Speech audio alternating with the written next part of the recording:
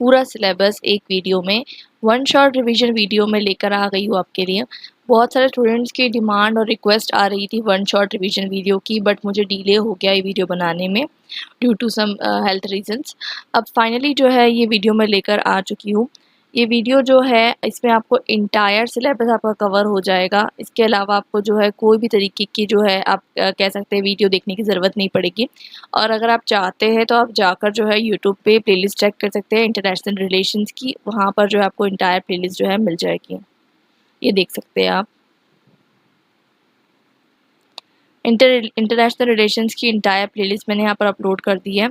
और यहाँ पर जो है आपको ये सारे चैप्टर्स यहाँ पर मिल जाएंगे।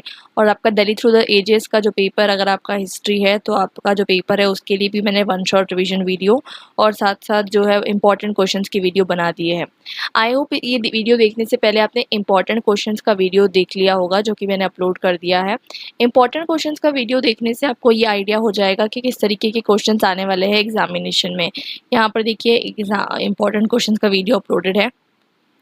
और साथ ही जो है सबसे इम्पॉर्टेंट चीज़ आपको ये बता दूं, मैं आंसर राइटिंग के ऊपर एक डेडिकेटेड वीडियो जो है मैंने बनाया है, वो आप ज़रूर देखिएगा ताकि आप एग्जामिनेशन में आपको किस तरीके से आपके आंसर प्रेजेंट करने हैं वो आपको जो है पता चल जाए। तो आंसर राइटिंग का वीडियो जो है वो आप ज़रूर यहाँ पर जो है आपको प्लेलिस्ट में मिल जाएगा, आप जाकर चेकआउट कीजिए। तो शुरुआत करते हैं। सबसे पहले हमें समझना है कि इंटरनेशनल रिलेशंस होता क्या है। जैसे कि सिंपल सी डेफिनेशन अगर हम समझें तो इंटरनेशनल रिलेशन यानी कि नेशन स्टेट्स और नॉन स्टेट एक्टर्स के बीच में एक तरीके का जो रिलेशनशिप होता है, इंटरेक्शन होता है, इसे हम इंटरनेशनल रिलेशंस जो है कह सकते हैं। इंटरनेशनल रिलेशंस को अलग अलग तरीके से जो है डिफ़ाइन किया जाता है स्कॉलर्स के द्वारा, वो भी हम पढ़ेंगे। तो अक्सर हम देखते हैं कि इंटरनेशनल रिलेशंस जो है वो वेस्टर्न हेजेमनी के अंदर जो है आ जाता है, क्योंकि वेस्टर्न जो है कंट्रीज़ जो है, यूरोपियन कंट्रीज़ जो है इस पे कहीं ना कहीं डोमिनेट करती हैं। इसे हम यूरोसेंट्रिज्म का फिनोमेना भी कहते हैं। इंटायरली हम यूरोसेंट्रिज्म क्या है उसके बारे में पढ़ेंगे आगे चलकर, तो अभी मैं ज़्यादा इसके बारे में डिस्कस नहीं करूँगी। तो इसके चलते ये जो आपसे आपका फर्स्ट टॉपिक होता है जिसमें हम पढ़ते हैं कि जो इमर्जेंस हुआ इंटरनेशनल रिलेशंस का, वो ट्रीटी ऑफ वेस्टफेलिया से हुआ। ये अपने आप में जो है एक यूरोसेंट्रिक स्टेटमेंट है।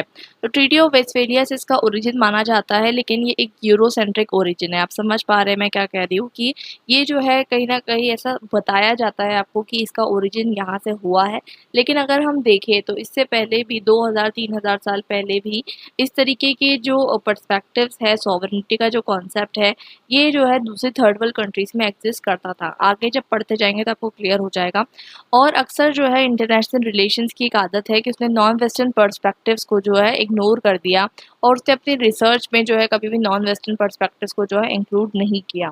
ठीक है, आज के टाइम पे इंटरनेशनल रिलेशंस की आप देखेंगे कि इंटरनेशनल रिलेशंस हमें क्यों पढ़ना है। ठीक है, अगर हम समझें इंटरनेशनल रिलेशंस पढ़ने की ज़रूरत क्या है, तो बहुत सारे रीजंस है इंटरनेशनल रिलेशंस को पढ़ने के लिए।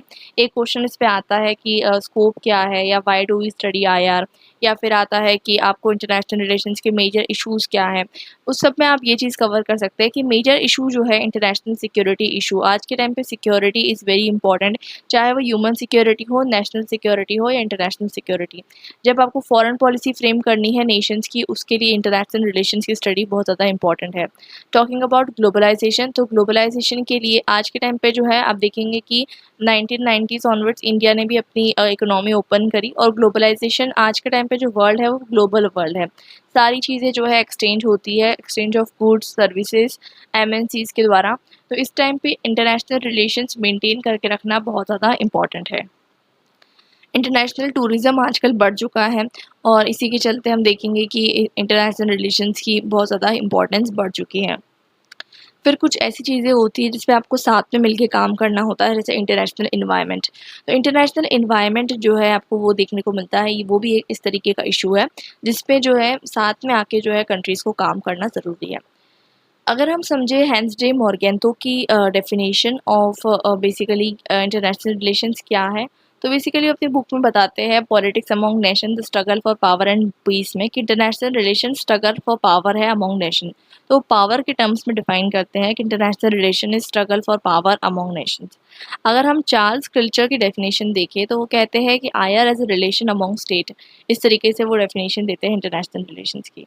चार्ल्स रेनॉल्ड की बात करें तो बताते हैं कि आईआर जो है मैकेनिज्म है जिसकी वजह से कॉन्फ्लिक्ट डेवलप भी होते हैं और सेटल भी होते हैं। देखिए कॉन्फ्लिक्ट डेवलप भी तब होंगे ना, जैसे कि दो बर्तन रहे, दो से ज़्यादा बर्तन रहे तो बोलते हैं ना कि साथ में टकराएंगे, तो वैसे कॉन्फ्लिक्ट डेवलप भी होते हैं और सेटल भी होते हैं। तो डिफरेंट डेफिनेशन से अगर आपसे पूछा जाए व्हाट इज़ आईआर तो आप डिफरेंट स्कॉलर्स की डेफिनेशन कोट कर सकते हैं। हार्टमैन जो है बताते हैं कि आईआर एक ऐसी फील्ड ऑफ स्टडी है जो फोकस करती है अपॉन द प्रोसेस जिससे जो है स्टेट एडजस्ट करते हैं, ये स्टेट आएगा, ठीक है, state adjust their national interest to those of other states. तो बेसिकली स्टेट्स अपने खुद के नेशनल इंटरेस्ट को किस तरीके से इंटरनेशनल एरेना में फुलफिल करते हैं, इस चीज़ पे जो है हार्टमैन फोकस करते हैं। मतलब कहीं ना कहीं हर नेशन स्टेट के लिए सबसे ज़्यादा इम्पॉर्टेंट क्या होता है, अपने खुद का नेशनल इंटरेस्ट ही जो है वो सबसे ज़्यादा इम्पॉर्टेंट होता है। बात करते हैं स्कोप एंड नेचर की, तो ग्रेसन केक जो है वो 5 एरियाज आइडेंटिफाई करते हैं जिसमें आप कोऑपरेशन मतलब कर सकते हो आपस में, या फिर इसका स्कोप क्या है, या फिर आज के टाइम पे आईआर का नेचर कैसा है। तो देखिए ये आप अपने अकॉर्डिंग भी बहुत सारी चीज़ें फ्रेम आउट कर सकते हैं, इसमें कोई एक तरीके से बाउंडेशन नहीं है, क्योंकि ये जो है आजकल स्कोप बढ़ते जा रहा है, ठीक है। आप नई नई ट्रीटीज़ कोट कर सकते हैं, रिसेंट फिनोमिना कोट कर सकते हैं, ठीक है, global terrorism, cross border terrorism, या फिर आप कोट कर सकते हैं कि किस तरीके से ह्यूमन इंटरवेंशन, आप देखेंगे कि ह्यूमन राइट कमीशन जो है किस तरीके से इंटरवीन करता है नेशनल पॉलिटिक्स में। तो कोई भी तरीके की चीज़ें आप कोट कर सकते हैं रिसेंट फिनोमिना से, बट ये जो कुछ चीज़ें डिफाइंड है बाय स्कॉलर्स वो मैं आपको यहाँ पर बता रही हूँ। तो यहाँ पर ग्रेसन के 5 एरियाज बताते हैं। Nature and function of state, कि बेसिकली आईआर जो है किस चीज़ को स्टडी करता है, स्टेट पावर पे किस तरीके के इन्फ्लुएंसेस होते हैं उसको स्टडी करता है, ग्रेट पावर जो है उसकी पोजीशन क्या है वर्ल्ड स्टेज में उसको स्टडी करता है, और रीसेंट आईआर राइज को स्टडी करता है, और मोर स्टेबल इंटरनेशनल सिस्टम बनाने के लिए जो है स्टडी करता है।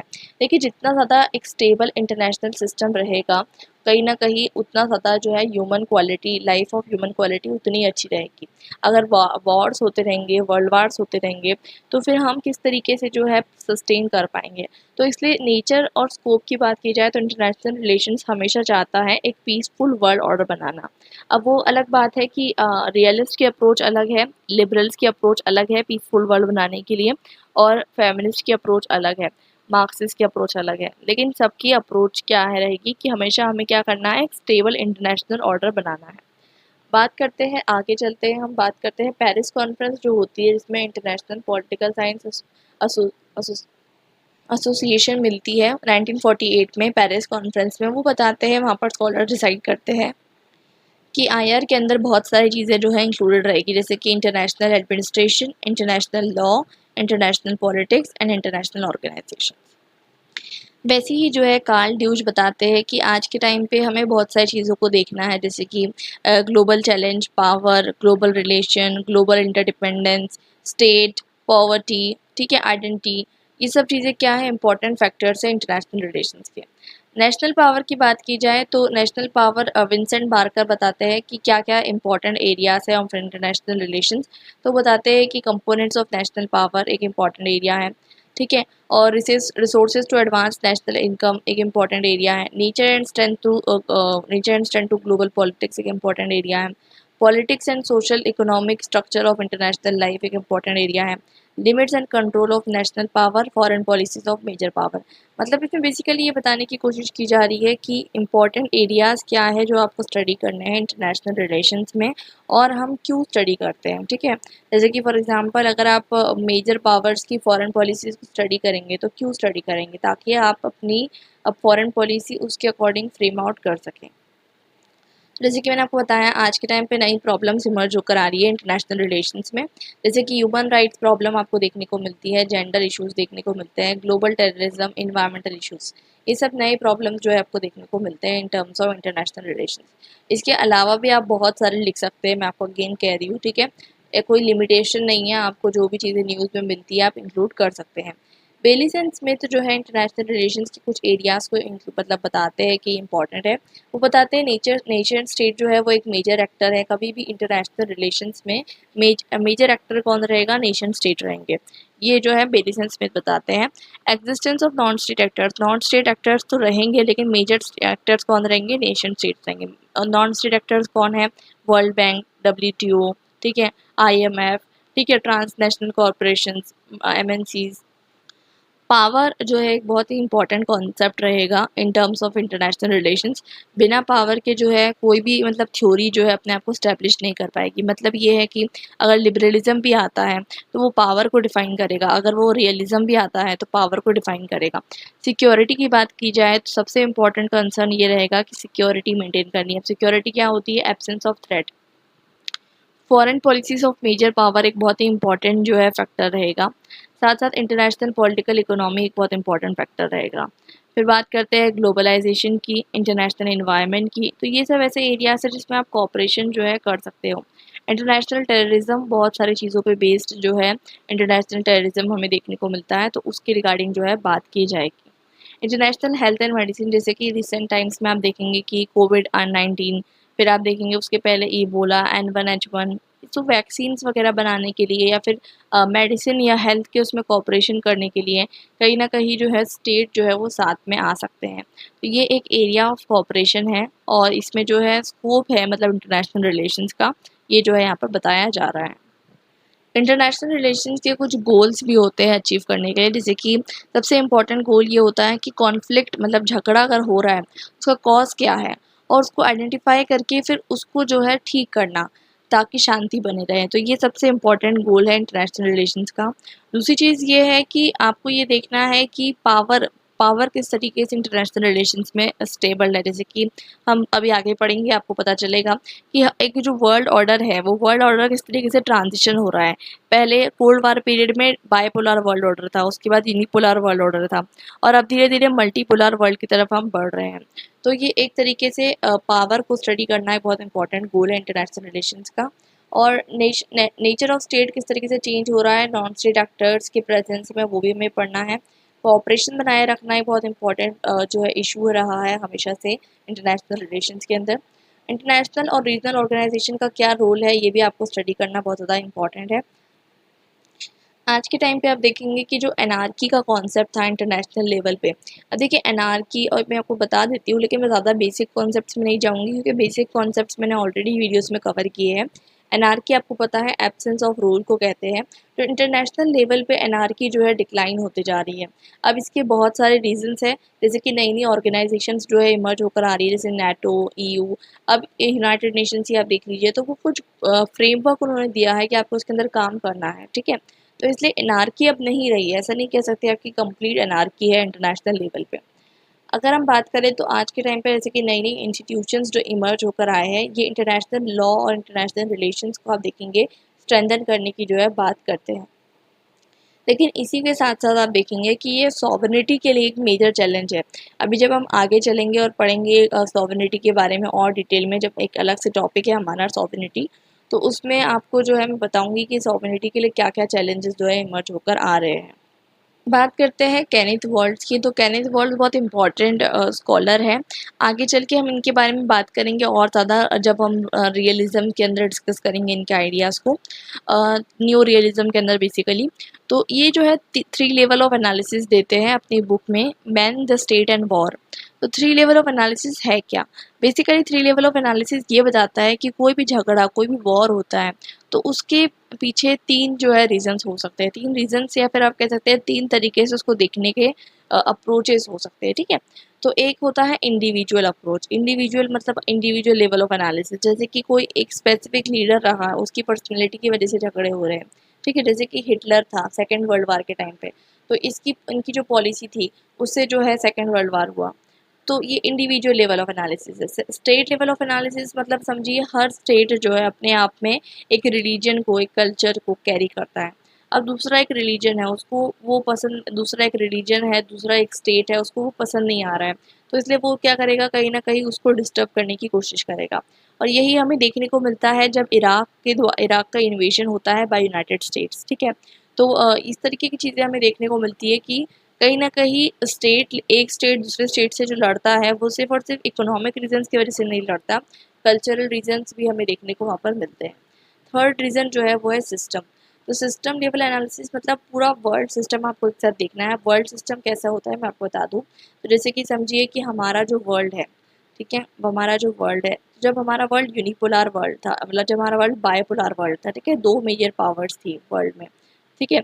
जब 2 मेजर पावर्स थी तो आपने देखा कि बहुत सारे जब कोल्ड वार एरा चल रहा था तो बहुत सारे छोटे-छोटे वॉर्स हो रहे थे, ठीक है? और छोटे-छोटे वॉर्स क्यों हो रहे थे? ये हो रहे थे सिर्फ़ और सिर्फ़ ये 2 पावर्स की वज़ह से, मतलब 2 पावर जो है अपनी हेजेमनी मेंटेन करके रख सके, इसलिए कहीं न कहीं आपको देखने को मिलता है कि वर्ल्ड लेवल पे कंटीन्यूअसली कॉन्फ्लिक्ट हो रहे थे। इसे ही हम क्या कहते हैं? कोल्ड वार कहते हैं, ठीक है? तो अब ये क्या था, मतलब बाइपोलर वर्ल्ड को मेंटेन करने के लिए। अब वैसे ही आपको देखने को मिलता है जब ये जो सिस्टम है ख़त्म हुआ कोल्ड वार का 1990 में, अब यूनिपोलर वर्ल्ड इमर्ज होकर आया। अब यूनिपोलर वर्ल्ड इमर्ज होकर आया तो यूएस ने सोचा कि हमारी मेरी हेजेमनी बनाने के लिए मैं जो है जो भी करना चाहूँ मैं कर सकता हूँ, ठीक है? और यही चीज़ें आपको देखने को मिलती है, इराक इन्वेजन वो करता है, ठीक है? और बहुत सारी चीज़ें अनजस्ट वो करता है बट उसको कोई कुछ कह नहीं सकता, ठीक है? तो कहने का मतलब यहाँ पर ये है कि जो यूनाइटेड स्टेट्स जो है अब यूनिपोलर स्ट्रक्चर को मेंटेन करने के लिए किसी पे भी अटैक कर सकता है। वैसे ही आप देखेंगे रशिया और यूक्रेन का जो कॉन्फ्लिक्ट हुआ, रशिया यूक्रेन कॉन्फ्लिक्ट को हम इसलिए काउंट कर सकते हैं क्योंकि देखिए रशिया जो है नहीं चाहता था कि यूक्रेन जो है क्या करे, उसको छोड़कर दूसरी पार्टी ज्वाइन करे। तो ये चीज़ जो है मतलब कहीं न कहीं सिस्टम को मेंटेन करने के लिए जो है, इससे जो है ये भी एक झगड़े का कॉज़ हो सकता है। अब बात करते हैं यूरोसेंट्रिज्म एंड इंटरनेशनल रिलेशंस। तो बहुत ही इम्पोर्टेंट टॉपिक है यूरोसेंट्रिज्म, और ये शॉर्ट नोट्स में आपको आ सकता है और सिर्फ एग्ज़ाम पर्सपेक्टिव से इम्पोर्टेंट नहीं है। आपको हर चीज़ एग्ज़ाम पर्सपेक्टिव से नहीं पढ़नी है, आपको जो है नॉलेज के हिसाब से भी देखेंगे आप। तो यूरोसेंट्रिज्म को समझना आपके लिए बहुत इंपॉर्टेंट है, ठीक है? किस तरीके से आपकी डेली लाइफ को यूरोसेंट्रिज्म जो है इम्पैक्ट कर रहा है वो भी आपको समझने की ज़रूरत है। तो यहाँ पर हम यूरोसेंट्रिज्म के बारे में डिस्कस करेंगे और आगे जब हम ग्लोबल आईआर का जो हमारा चैप्टर है वहाँ डिस्कस करेंगे तो वहाँ भी हम यूरोसेंट्रिज्म के बारे में डिटेल में डिस्कस करेंगे। पहले बात करते हैं कि यूरोसेंट्रिज्म की जो एंटायर आइडियोलॉजी है, ठीक है? मैं वो आपको यहाँ पर नहीं समझाने वाली क्योंकि ये जो है यूरोसेंट्रिज्म मैंने आपको कंपैरेटिव पॉलिटिकल एनालिसिस में भी समझाया था। यूरोसेंट्रिज्म जो है एक बहुत ही ज़्यादा जो है डिटेल्ड टॉपिक है। यूरोसेंट्रिज्म बेसिकली ये है कि हर चीज़ में यूरोप को सेंटर में रखना, ये जो है यूरोसेंट्रिज्म की आइडियोलॉजी है। और इसी को जो है इंटरनेशनल रिलेशंस में किस तरीके से हम पढ़ने वाले हैं वो मैं आपको बताऊँगी। तो बेसिकली होता क्या है कि जितने भी इवेंट्स हुए हैं अभी तक के, जो हिस्ट्री है, जैसे कि आपको बताया जाता है कि वर्ल्ड वार 1 हुआ है, वर्ल्ड वार 2 हुआ है, तो इसे जो है कहीं न कहीं यूरोपियन के कॉन्टेक्स्ट में जो है आपको देखने को मिलता है कंस्ट्रक्ट किया गया है। इट मीन्स दैट कि जैसे हम वर्ल्ड वार 1 कहते हैं, उसमें सारी कंट्रीज़ इन्वॉल्व भी नहीं थी, तो हम उसे वर्ल्ड वार 1 क्यों कहते हैं? इसलिए कहते हैं क्योंकि उसमें यूरोपियन कंट्रीज़ इन्वॉल्व थी, ठीक है? सिमिलरली हमें देखने को मिलता है 1945 से लेकर 1990 का जो पीरियड था, जिसे हम कोल्ड वार एरा कहते हैं, इसमें मतलब उसको कहते हैं लॉन्ग पीस एरा। लेकिन ये लॉन्ग पीस नहीं थी, शांति नहीं थी। अगर आप देखिए इस टाइम पीरियड में इंडिया पाकिस्तान पार्टीशन होता है, इस टाइम पीरियड में आप देखिए इंडिया पाकिस्तान वॉर होता है, इंडिया चाइना का वॉर होता है, ठीक है? इस टाइम पे अफ़गानिस्तान वॉर होते हैं, वियतनाम वॉर होता है, इतने सारे वॉर होते हैं, लेकिन उसके बावजूद जो है इसको क्या बताया जाता है कि ये तो लॉन्ग पीस का एरा है। क्यों इसको बताया जाता है? क्योंकि यूरोपियन कंट्रीज़ में जो है इस तरीके की चीज़ें नहीं हो रही थी। तो आपका जो एंटायर हिस्ट्री है वो यूरोप को सेंटर में रख के जो है कंस्ट्रक्ट किया गया है और इसी को जो है हम यूरोसेंट्रिज्म कहते हैं। देखिए सबसे इम्पोर्टेंट जो आपका कंसर्न होता है कि यूरोसेंट्रिज्म से हमें बाहर कैसे आना है। तो यूरोसेंट्रिज्म से बाहर आने के बहुत सारे तरीके होते हैं। तो ग्लोबल आईआर एंटायरली उस पे ही बेस्ड है, लेकिन यहाँ भी हम शॉर्ट में डिस्कस करेंगे। तो सबसे इम्पोर्टेंट चीज़ इसमें जो है आचार्य और बूजन बहुत इंपॉर्टेंट काम करते हैं। वो बताते हैं कि हमें डीकोलोनियल अकाउंट्स जो है उसको बाहर लाने की ज़रूरत है। अब डीकोलोनियल अकाउंट्स मतलब जो कॉलोनियल कंट्रीज़ थी, जो थर्ड वर्ल्ड कंट्रीज़ हैं, उनका पर्सपेक्टिव भी हमें जो है समझने की ज़रूरत है। तो बेसिकली जैसे कि हम अक्सर क्या करते हैं, थ्यूसिडाइड्स, मैकियावेली, प्लेटो, हॉब्स, इनके बारे में पढ़ते हैं। लेकिन हम हमारे जो इंडियन कंटेक्स्ट कहिए या फिर ग्लोबल साउथ कंटेक्स्ट कहिए, अशोका, कौटिल्य, सुन त्जू, इब्न खाल्दून, नेहरू, फ्रांत्स फैनॉन, इनके बारे में नहीं पढ़ते। क्यों नहीं पढ़ते? क्योंकि ये यूरोसेंट्रिज्म है, ठीक है? ये जो बुक्स है जो लिखी गई है, अगर आप देखेंगे मेजॉरिटी जो स्कॉलर्स हैं, ये सब कौन से स्कॉलर्स हैं, ये सब वेस्टर्न स्कॉलर्स हैं, और ये उनकी कंट्रीज़ के रिस्पेक्ट में जो है आपको थ्योरी देते हैं, और वही थ्योरी आप जो है पढ़ते रहते हैं। तो आर्चर एंड बूजन यही बताते हैं कि ज़रूरत क्या है कि हम जो है कहीं ना कहीं ये जो प्लूरलिज्म है इंटरनेशनल रिलेशंस में, इसको रिस्पेक्ट करें, और ये जो ग्रैंड नरेटिव बनाया गया है यूरोसेंट्रिज्म का, इसको चैलेंज करने की जो है हमें ज़रूरत है। और रेंगर बताते हैं कि ये किस तरीके से हो सकता है, जब आप इफ़ेक्टिव मीन्स ऑफ डायलॉग आपस में जो है नई नई अप्रोचेस को डेवलप करने के लिए आपस में डिस्कशन डिबेट की ज़रूरत है।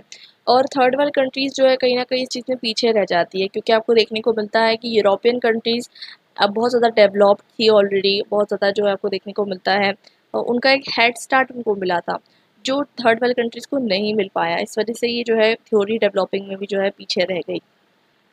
थोड़ा इंडियन आयर के बारे में पढ़ लेते हैं। इंडियन आयर के बारे में पढ़े तो बताया जाता है, गौतम कहते हैं कि इंडियन ट्रेडिशन में पॉलिटिकल हिस्ट्री जो है लिखी नहीं गई है क्रोनोलॉजी के साथ। ये एक इम्पोर्टेंट जो है आप कह सकते हैं कि डेफिसिट है, इस वजह से इंडियन आईआर जो है थोड़ा सा बैकवर्ड है। ठीक है, और हमें जो है इंडियन थ्योरीज डेवलप करने की कोशिश करनी पड़ेगी, क्योंकि अब अगर हम आज के टाइम पे ये देखा जा रहा है, जैसे कि आपके सिलेबस में भी आप देखेंगे हर जगह कौटिल्य है, हर जगह इंडियन थ्योरीज को इंक्लूड करने की बात हो रही है। तो ये ऐसा इसलिए किया जा रहा है ताकि आपको वेस्टर्न हेजेमनी से जो है हटाकर आप देख सकते हैं कि एक अल्टरनेट पर्सपेक्टिव जो है दिया जाए। सिमिलरली अगर आप बात करें कि कौटिल्य की थ्योरी के बारे में, कौटिल्य की थ्योरी डिटेल में हम वापस ग्लोबल आईआर में डिस्कस करेंगे, यहाँ पर मैं आपको शॉर्ट में बता रही हूँ। तो कौटिल्य जो है एक रियलिस्ट माने जाते थे, उन्होंने एक मंडल थ्योरी दी थी।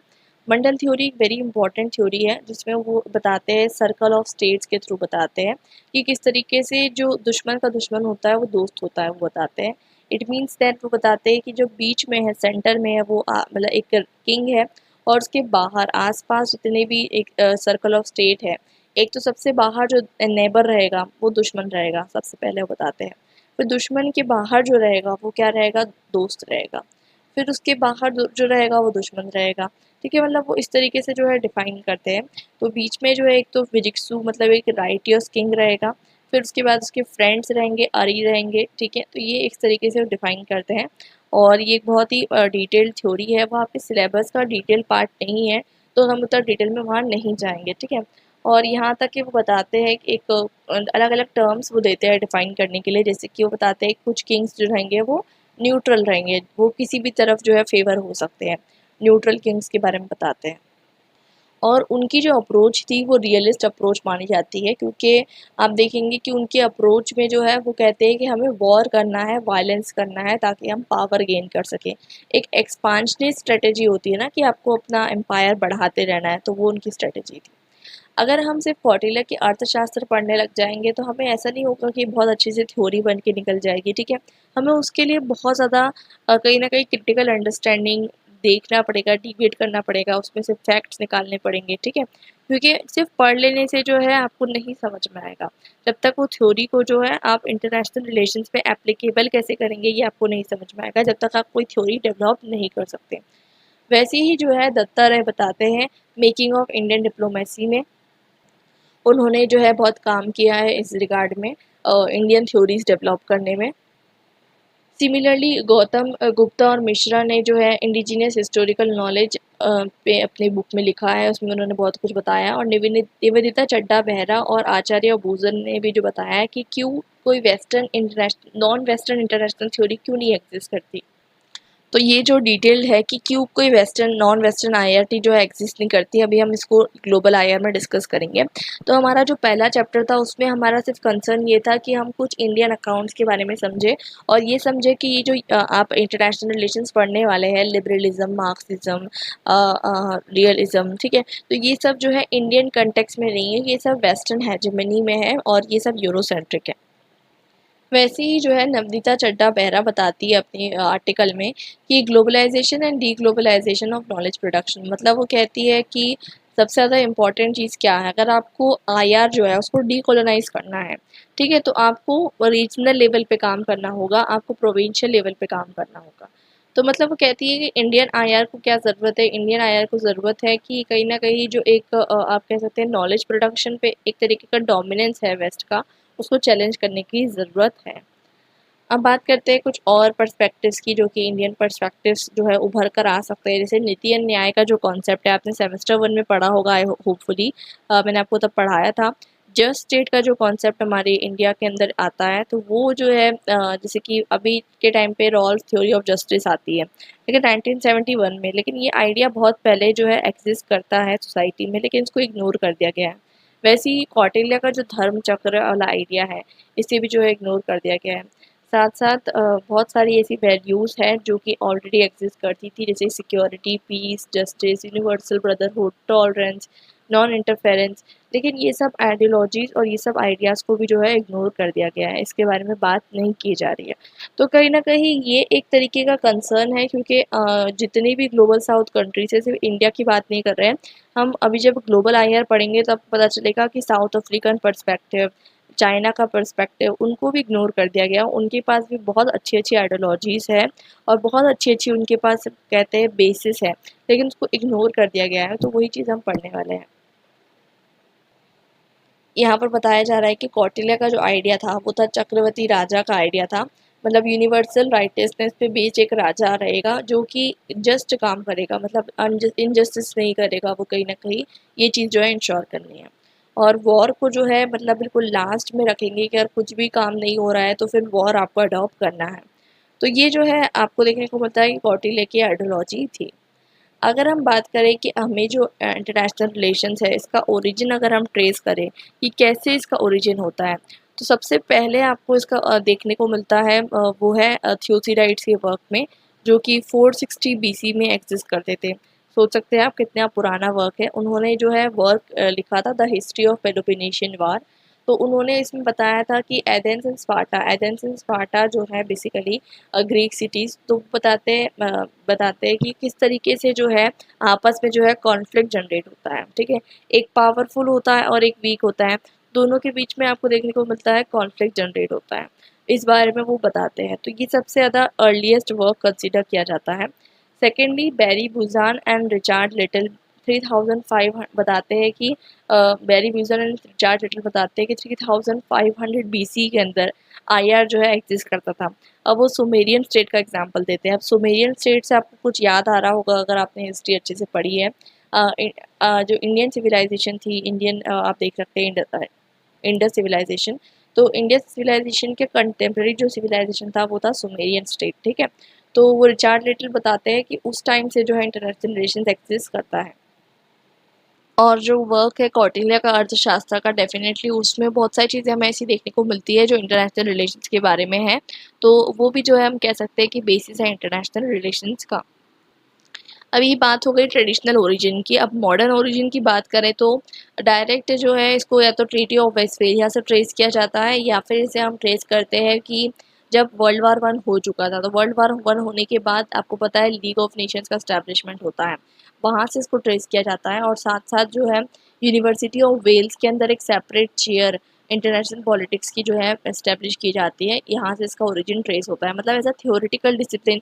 देखिए प्रैक्टिकल कंपोनेंट में जो है चीज़ें एग्जिस्ट करती थी बहुत टाइम से, पब्लिक एडमिनिस्ट्रेशन भी बहुत टाइम से एग्जिस्ट करता था, लेकिन जब थियोरिटिकली इसको कब पढ़ना शुरू हुआ, ये जो है आपको समझना है। वैसे ही 1920 के अंदर लंदन स्कूल ऑफ इकोनॉमिक्स जो है इंडिपेंडेंट चेयर जो है एस्टेब्लिश करती है इंटरनेशनल रिलेशंस के लिए in the name of Philip Noel Baker. और पहले जो है इंटरनेशनल रिलेशन अपने आप में एक सेपरेट सब्जेक्ट नहीं हुआ करता था, एक सब डिसिप्लिन हुआ करता था बाकी सब्जेक्ट्स का। तो एक क्वेश्चन जो बहुत इंपॉर्टेंट है जो आपको आता है हमेशा, वो ये है कि वेस्टफेलिया की जो ट्रीटी है, मतलब उसका आप देखेंगे कि क्या इंपॉर्टेंस है और पोस्ट वेस्टफेलिया फेज जो है वो किस तरीके से इमर्ज होकर आया। तो ये इसके लिए आपको पहले प्री वेस्टफेलिया लिखना होगा, फिर वेस्टफेलिया लिखना होगा, फिर पोस्ट वेस्टफेलिया लिखना होगा। तो ये मैं आपको यहाँ पर समझा देती हूँ, बहुत ईजी सा कॉन्सेप्ट है। तो देखिए प्री वेस्टफेलिया जो है, मतलब पहले के टाइम पे भी स्टेट एग्जिस्ट करते थे बट उनकी सुप्रीमेसी नहीं होती थी। अगर हम बात करें तो ग्रीक सिटी स्टेट्स की बात कर लें या फिर उसके बाद हम रोमन एम्पायर की बात कर लें, तो कहीं ना कहीं देखने को हमें मिलता है कि स्टेट्स होते थे, लेकिन स्टेट के ऊपर जो अल्टीमेट पावर है वो किसकी होती थी, एम्पायर की होती थी। तो एम्पायर जो है वो आपको पता है क्या होता है, जैसे कि एक स्टेट है, ठीक है, एक स्टेट ने दूसरे स्टेट के ऊपर कैप्चर करके अपनी पावर जो है इस तरीके से स्टैब्लिश करते जा रहा है कि हर स्टेट पे जो है वो अपनी पावर स्टैब्लिश कर चुका है। ठीक है, तो ये जो है एक तरीके का एम्पायर सिस्टम आपको देखने को मिलता है, जो कि रोमन एम्पायर एक one of the great empire था। उसके बाद जब वो एम्पायर ख़त्म होता है तो दो एम्पायर्स में वो जो है बढ़ जाता है, एक वेस्टर्न यूरोप के अंदर और एक ईस्टर्न एम्पायर जिसको हम बाइजेंटिन एम्पायर कहते हैं। दूसरे एम्पायर्स भी वर्ल्ड में एक्सिस्ट करते थे रोमन एम्पायर को छोड़कर, जैसे कि मिडल ईस्ट में ओटोमन एम्पायर एक्सिस्ट करता था। इंडिया में भी जो है एक अलग इंडिया की सिविलाइजेशन थी। इंडिया में बहुत सारे एम्पायर आते रहते हैं, चेंज होते रहते हैं। चाइनीज़ एम्पायर भी एक्सिस्ट करता था। तो अलग अलग वर्ल्ड में अलग अलग एम्पायर्स एक्सिस्ट करते थे, बट ये नेशन स्टेट का कॉन्सेप्ट जो है नहीं हुआ करता था। सॉवरेनिटी का कोई कॉन्सेप्ट नहीं था, कोई डेफिनेट बाउंड्रीज नहीं थी कि आपकी ये बाउंड्री है, हमारी ये बाउंड्री है, ठीक है। कोई भी किसी की बाउंड्री में घुस सकता था कभी भी, ठीक है। और इंडिपेंडेंट नहीं थे, मतलब कहने का मतलब ये है कि अक्सर जो स्टेट्स हुआ करते थे, क्योंकि वो जो है उनके पास इतनी रिसोर्सेज नहीं होती थी, इसलिए वो एम्पायर पर डिपेंड करते थे फॉर देयर फाइनेंशियल नीड्स। और अक्सर जो है इसमें वॉर होते थे, डिस्ट्रेस आपको देखने को मिलता था। इसलिए क्योंकि आपको देखने को मिलता है कोई डेफिनेट बाउंड्री नहीं है, तो कोई भी किसी की बाउंड्री में घुसते चला जा रहा है। एक्सपांशनिस्ट स्ट्रेटजी लोग फॉलो करते थे, मतलब देखेंगे कहीं ना कहीं आपकी दूसरे के स्टेट में जो है कैप्चर करना है, ये स्टेट कैप्चर करना है, वो स्टेट कैप्चर करना है। तो ये चीज़ जो है कंटिन्यूसली चलते रहती थी। अब जब ट्रीटी ऑफ वेस्टफेलिया इमर्ज होकर आया तो ये किस तरीके से होता है। देखिए, ट्रीटी ऑफ वेस्टफेलिया बहुत इंपॉर्टेंट है, आप उसको समझिए ध्यान से। तो इसका जो है 30 ईयर्स ऑफ जो वॉर होता है बिटवीन प्रोटेस्टेंट एंड कैथोलिक्स। अब प्रोटेस्टेंट्स कहाँ के, बोहेमिया के, और कैथोलिक्स ऑफ हैब्सबर्ग एम्पायर, ये दोनों भी कहाँ पर रहते हैं, रोमन एम्पायर के अंदर। दोनों के बीच में वॉर चलता है, 30 ईयर्स ऑफ रिलीजियस वॉर। और उसके बाद फाइनली ये जो ट्रीटी जो है साइन होती है। और साथ साथ जो है इसके अलावा 80 ईयर्स ऑफ वॉर भी इसमें एंड होता है, दो वॉर जो है इसमें एंड होता है। तो ट्रीटी ऑफ वेस्टफेलिया बहुत इंपॉर्टेंट मानी जाती है। अब क्यों मानी जाती है वो भी हम समझेंगे, और उसका क्या इंपॉर्टेंस है वो भी समझेंगे। तो बेसिकली ट्रीटी ऑफ वेस्टफेलिया है क्या, इसमें बहुत सारी पीस ट्रीटी, जब कोई भी दो कंट्रीज वॉर में होती है, उसके बाद वो वॉर खत्म होता है, तो वहाँ पर पीस ट्रीटी साइन करवाई जाती है। और वैसे ही जो है पीस ट्रीटी साइन करवाई गई थी मई से लेकर अक्टूबर के बीच में 1648 में, और ओस्नाबर्ग एंड मिंस्टर की सिटीज़ में। और इसमें जो है 30 ईयर्स ऑफ वॉर भी खत्म हुआ और 80 ईयर्स ऑफ वॉर भी खत्म हुआ। 30 ईयर्स ऑफ वॉर जो है वो रिलीजियस वॉर था, और 80 ईयर्स ऑफ वॉर जो है वो डच वॉर ऑफ इंडिपेंडेंस था। अब ये जो ट्रीटी आई, इसका मतलब क्या है, इसका ट्रीटी का मतलब ये था कि अब सब जो है अपनी शांति जो है मेंटेन करके रखेंगे, और कोई भी किसी को जो है डोमिनेट नहीं करेगा। ऑलरेडी जो है एक पीस ऑफ ऑक्सबर्ग करके एक ट्रीटी ऑलरेडी साइन हुई थी, ठीक है, 1555 में। तो उसको जो है कोई भी रिस्पेक्ट नहीं कर रहा था, उसको जो है रिस्पेक्ट नहीं कर रहे थे, इस वजह से वॉर हुए। तो अब कहा गया कि अब पीस ऑफ ऑक्सबर्ग हमें फिर से रिकॉग्नाइज करना है। और जो नॉन डोमिनेंट मतलब क्रिश्चियंस रहेंगे, जैसे कि आपको देखने को मिलता है उस टाइम पर प्रोटेस्टेंट्स और कैथोलिक्स के बीच में जो है बेसिकली वॉर हो रहा था। तो ये इससे कॉन्सेप्ट सेकुलरिटी का भी आता है कि रिलीजन अलग है और स्टेट अलग है, ठीक है। तो उस टाइम तक क्या था कि चर्च जो है वो डोमिनेट करता था, चर्च जो है डोमिनेट करता था। बट आपको देखने को मिलता है कि चर्च का जो डोमिनेशन है उस टाइम पर डिक्लाइन हो रहा था, और इसकी वजह से आपको देखने को मिलता है कि चर्च जो है डिक्लाइन हो गया स्टेट से। आप समझ पा रहे हैं, स्टेट से जो है चर्च हट गया, और स्टेट अलग हो गया और रिलीजन अलग हो गया। तो ये जो है कहीं ना कहीं आपको देखने को मिलता है सेक्युलरिटी का भी कॉन्सेप्ट यहाँ से इमर्ज होकर आया, और सॉवरेनिटी का भी जो है कॉन्सेप्ट इमर्ज होकर आया। तो नए नए जो है आप देख सकते हैं कि फीचर्स इमर्ज होकर आए, जैसे sovereignty, issue of diplomacy, mediation, ठीक है। तो ये सब नए नए जो है आप देख सकते हैं फीचर्स इमर्ज होकर आए। फिर हम देखते हैं कि जो मॉडर्न स्टेट थे वेस्टफेलिया के बाद जो इमर्ज होकर आते हैं, उसमें स्टेट को जो है पावर देती गई, ठीक है। अब एम्पायर का धीरे धीरे जो है खत्म हो रहा है, स्टेट के जो है वो पावरफुल होते जा रहे हैं। तो स्टेट को जो है पावर मिलते जा रही है, और सॉवरेनिटी का कॉन्सेप्ट इमर्ज होकर आ रहा है। अब सॉवरेनिटी तो आपको पता होगा, फिर भी बता दे रही हूँ। सॉवरेनिटी मतलब जो है स्टेट जो है वो अल्टीमेट पावर रहेगा, ठीक है, अल्टीमेट पावर रहेगा। सॉवरेनिटी के बारे में हम और डिस्कस करेंगे, एक इंटायर टॉपिक है उसके बारे में। तो सॉवरेनिटी मतलब अल्टीमेट पावर कौन रहेगा, स्टेट रहेगा, उससे ऊपर कोई पावर नहीं है। दूसरी बात करते हैं टेरिटोरियल इंटीग्रिटी की, एक दूसरे की टेरिटरीज में घुसना नहीं है, एक दूसरे की टेरिटरी को रिस्पेक्ट करना है। इक्वालिटी की बात हो रही है यहाँ पर, और सेक्युलरिटी की बात हो रही है, मैंने अभी आपको बताया। आइडिया ऑफ ग्लोबल कम्युनियन मतलब सब लोग इक्वल है। और बाद में हम देखेंगे कि 1914 के बीच में जब मतलब जो वॉर होता है वर्ल्ड वार 1 और वर्ल्ड वार 2, तो उसमें भी जो है कुछ कुछ कॉन्सेप्ट जो है वेस्टफेलिया की ट्रीटी से ही अडॉप्ट किए जाते हैं। और अगर हम समझे तो यूनाइटेड नेशन का जो चार्टर है, तो यूनाइटेड नेशन का जो चार्टर है उसमें जो है आपको देखने को मिलता है कि जो पीस ऑफ वेस्टफेलिया से ही जो है कुछ कुछ कॉन्सेप्ट जो है लिए गए हैं। तो मतलब peace of Westphalia, treaty of Westphalia एक बहुत ही इंपॉर्टेंट आप देख सकते हैं क्वेश्चन है। क्वेश्चन की बात नहीं है यहाँ पर, आप कह सकते हैं कि इंटरनेशनल रिलेशंस के डिसिप्लिन के अंदर पीस ऑफ वेस्टफेलिया एक लैंडमार्क है, एक बहुत ही इंपॉर्टेंट आप कह सकते हैं बिग बैंग है, बिग बैंग थ्योरी है, मतलब यहाँ से इसका ओरिजिन ट्रेस किया जाता है। ठीक है, तो आई होप ये जो है आपको समझ में आ चुका होगा। अगर आपसे कोई पूछ ले कि पोस्ट वेस्टफेलिया फेज कैसा था, तो पोस्ट वेस्टफेलिया फेज में भी जो है बहुत ज़्यादा जो प्रिंसिपल्स थे वेस्टफेलिया के वो बहुत ज़्यादा काम में आ रहे थे। जैसे कि अगर आप देखेंगे फ्रेंच रिवॉल्यूशन हुआ तो उसमें भी कहीं ना कहीं ये जो कॉन्सेप्ट था ट्रीटी ऑफ वेस्टफेलिया का वो यूज़ हुआ। साथ साथ आप देखेंगे ये वेस्टफेलिया के कॉन्सेप्ट को ही जो है हथियार बना के यूरोपियन ने जो है क्या करी, अपनी हेजेमनी बना ली और कोलोनिज्म करने लग गए। ठीक है, और साथ साथ अमेरिकन डिक्लेरेशन ऑफ इंडिपेंडेंस जो हुआ था उसमें भी जो है, अब मैं आगे चल के बताऊंगी आपको, उसमें भी जो है ये जो है अडॉप्ट किया जाता है कि सॉवरेनिटी जो है वो सबसे ज़्यादा इम्पोर्टेंट रहेगी।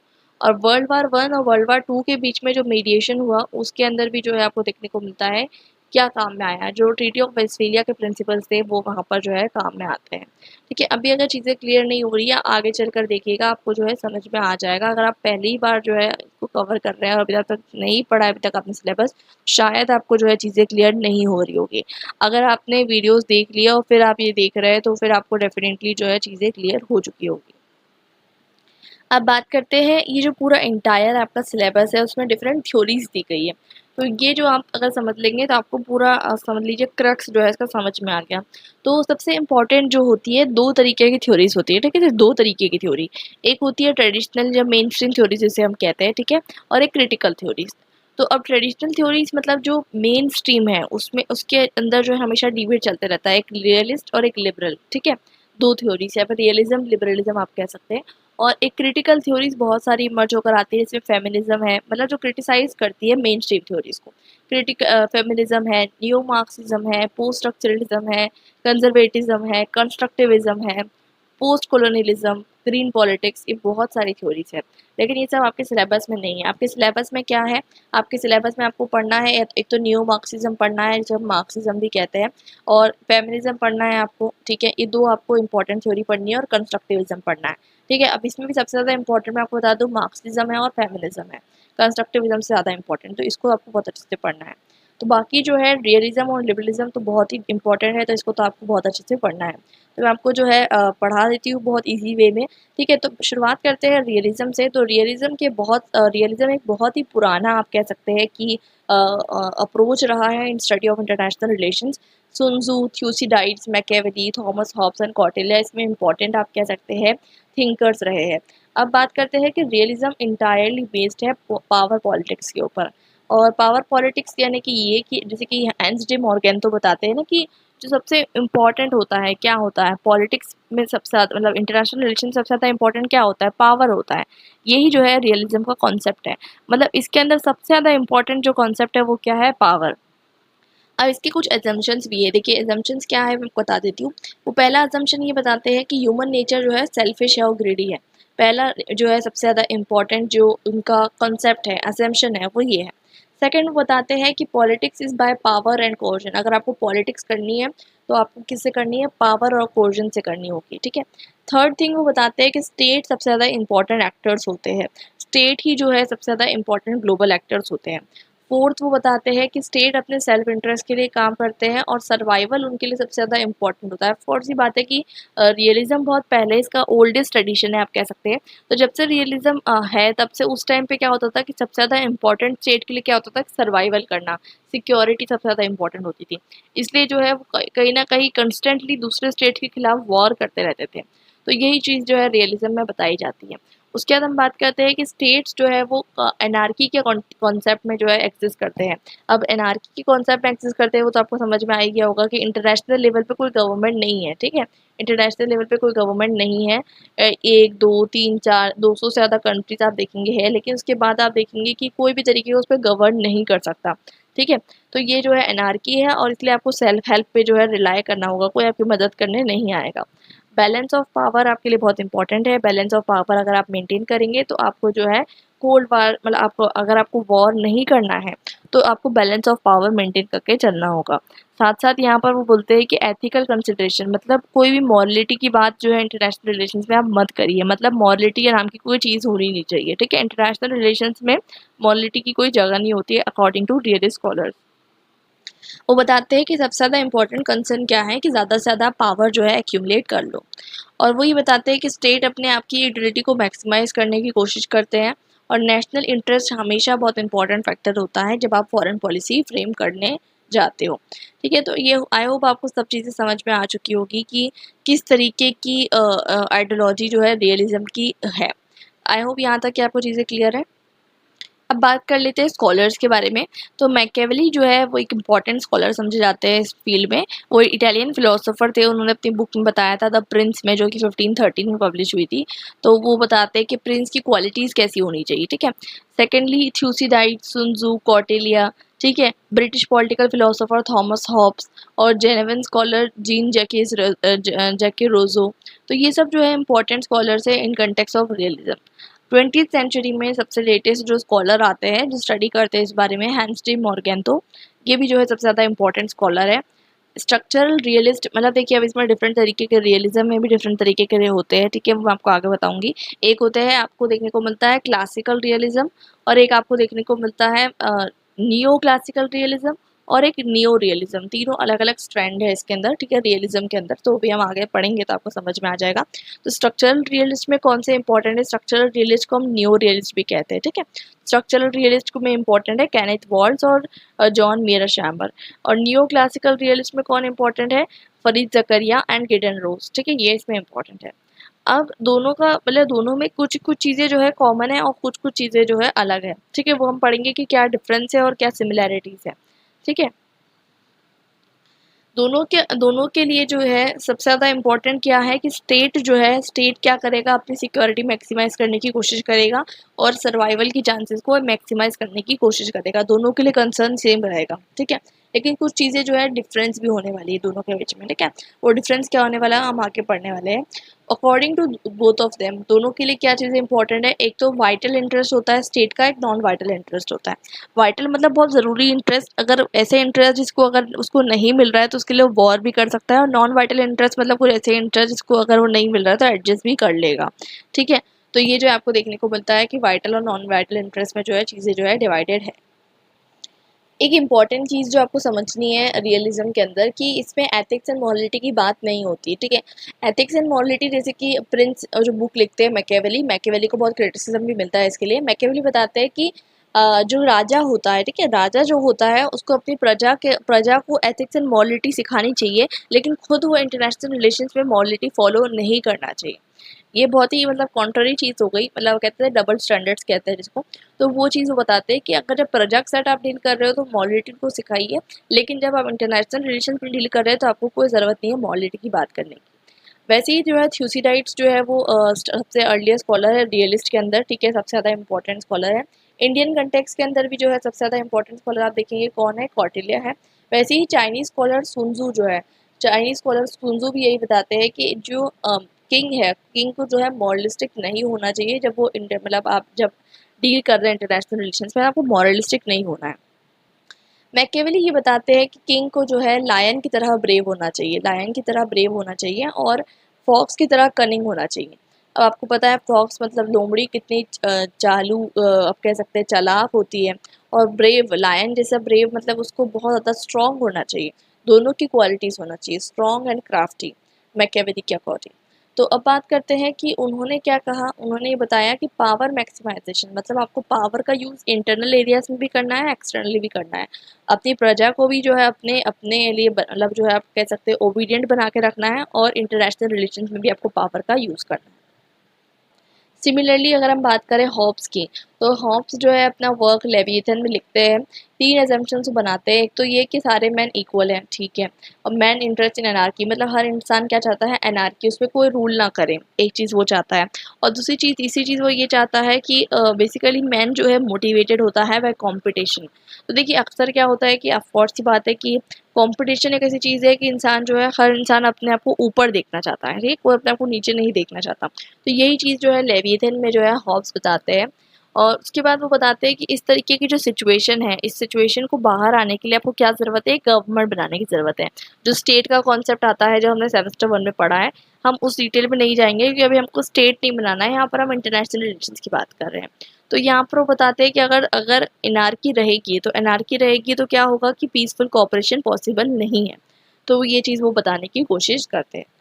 अब आई होप कि आपको डिफरेंट स्कॉलर्स के व्यू समझ में आ चुके होंगे। एक कौटिल्य का व्यू हमने देखा, एक हमने थॉमस हॉब्स का व्यू देखा और साथ-साथ जो है हमने sun tzu का व्यू देखा, मैकियावेली का व्यू देखा, थ्यूसिडाइड्स का व्यू देखा। तो डिफरेंट व्यूज़ है स्कॉलर्स के ऑन रियलिज़्म। अब हम बात करने वाले हैं कि रियलिज़्म के टाइप्स क्या हैं, मैंने अभी आपको बताए थे। तो एक क्लासिकल रियलिज़्म होता है, ठीक है? एक नियो रियलिज़्म होता है, एक नियो क्लासिकल रियलिज़्म होता है, ठीक है?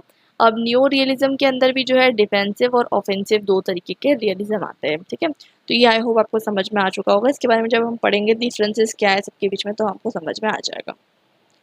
अब क्लासिकल रियलिस्ट के बारे में मैं आपको बताऊँ तो E.H. कार, ठीक है, और उसके बाद कार्ल वॉन क्लॉसविट्ज जो है, ये सब जो है ये जो है क्लासिकल रियलिस्ट माने जाते हैं। और हैंस डी मॉर्गेंथो सबसे ज़्यादा इम्पॉर्टेंट क्लासिकल रियलिस्ट माने जाते हैं। और वो कहते हैं कि इसका जो स्टेटमेंट है वो ये है कि war is a continuation of politics by other means. मतलब वॉर है क्या, वॉर पॉलिटिक्स ही है। मतलब आप पॉलिटिक्स जो है तो अब अभी तो आप पॉलिटिक्स कर रहे थे, और वॉर भी जो है पॉलिटिक्स ही है और कुछ नहीं है। और E.H. कार भी जो है बताते हैं अपनी बुक में 20 ईयर्स ऑफ क्राइसिस में कि बेसिकली वो बताने की कोशिश करते हैं कि कोई भी चीज़ होती है तो उसका एक सीक्वेंस होता है, कॉज एंड इफेक्ट रिलेशनशिप होता है। और वो बताते हैं कि थ्योरी जो होती है, थ्योरी जो है, अगर आपको कोई चीज़ प्रैक्टिकली करनी है, ठीक है, तो प्रैक्टिकली करनी है तो वो थ्योरी से नहीं होगी, वो बताते हैं। वैसे ही वो बताते हैं कि पॉलिटिक्स जो है वो आप ऐसा नहीं होगा कि थ्योरी आपने पढ़ ली तो आप पॉलिटिक्स करने चल जाओगे, ऐसा नहीं हो सकता। सिमिलरली वो बताते हैं कि पॉलिटिक्स में एथिक्स एंड मॉरलिटी की कोई जगह नहीं होती। तो ये सब जो है क्लासिकल रियलिस्ट माने जाते हैं। और हैंस डे मॉर्गेंथो के बारे में अभी हम डिटेल में पढ़ेंगे। हैंस डे मॉर्गेंथो का तो एक क्वेश्चन बहुत इंपॉर्टेंट है, समझिए वो आएगा ही। तो हैंस डे मॉर्गेंथो की जो 6 प्रिंसिपल्स है वो सबसे ज़्यादा इंपॉर्टेंट जो है समझे जाते हैं। अब बात करी जाती है कि पॉलिटिक्स जो है, पॉलिटिक्स में वो कहते हैं ये तो कहते हैं E.H. कार की मॉरलिटी की कोई ज़रूरत नहीं है। और ये यूटोपियंस को क्रिटिसाइज़ करते हैं। यूटोपियंस को ये क्रिटिसाइज़ करते हैं कि आप बता रहे हो कि वर्ल्ड जो है बहुत पीसफुल रहेगा, ठीक है, ऐसा नहीं होने वाला वो कहते हैं, ठीक है। वो बताते हैं कि कॉन्फ्लिक्ट जो है वो बहुत ज़्यादा जो है इसेंशियल है। जैसे कि उनकी थ्योरी रहती है, E.H. कार ही बताते हैं कि लीग ऑफ नेशन आपको पता है कब स्टैब्लिश हुई थी। देखिए थोड़ी बहुत चीज़ें आपको पता होनी चाहिए क्योंकि हर चीज़ हम बेसिक से नहीं पढ़ सकते। 1919 में जो आफ्टर वर्ल्ड वार स्टैब्लिश होती है लीग ऑफ नेशन, और आपको देखने को मिलता है कि जो ट्रीटी ऑफ वर्सले होती है, आपको पता होगा कि 1919 में जो ट्रीटी ऑफ वर्सले साइन होती है, ये बहुत अनजस्ट ट्रीटी होती है, ठीक है। जो लोग हार जाते हैं उनके उनके खिलाफ बहुत ज़्यादा अनजस्ट ट्रीटी साइन होती है, और यही जो है रीज़न होता है सेकेंड वर्ल्ड वार का।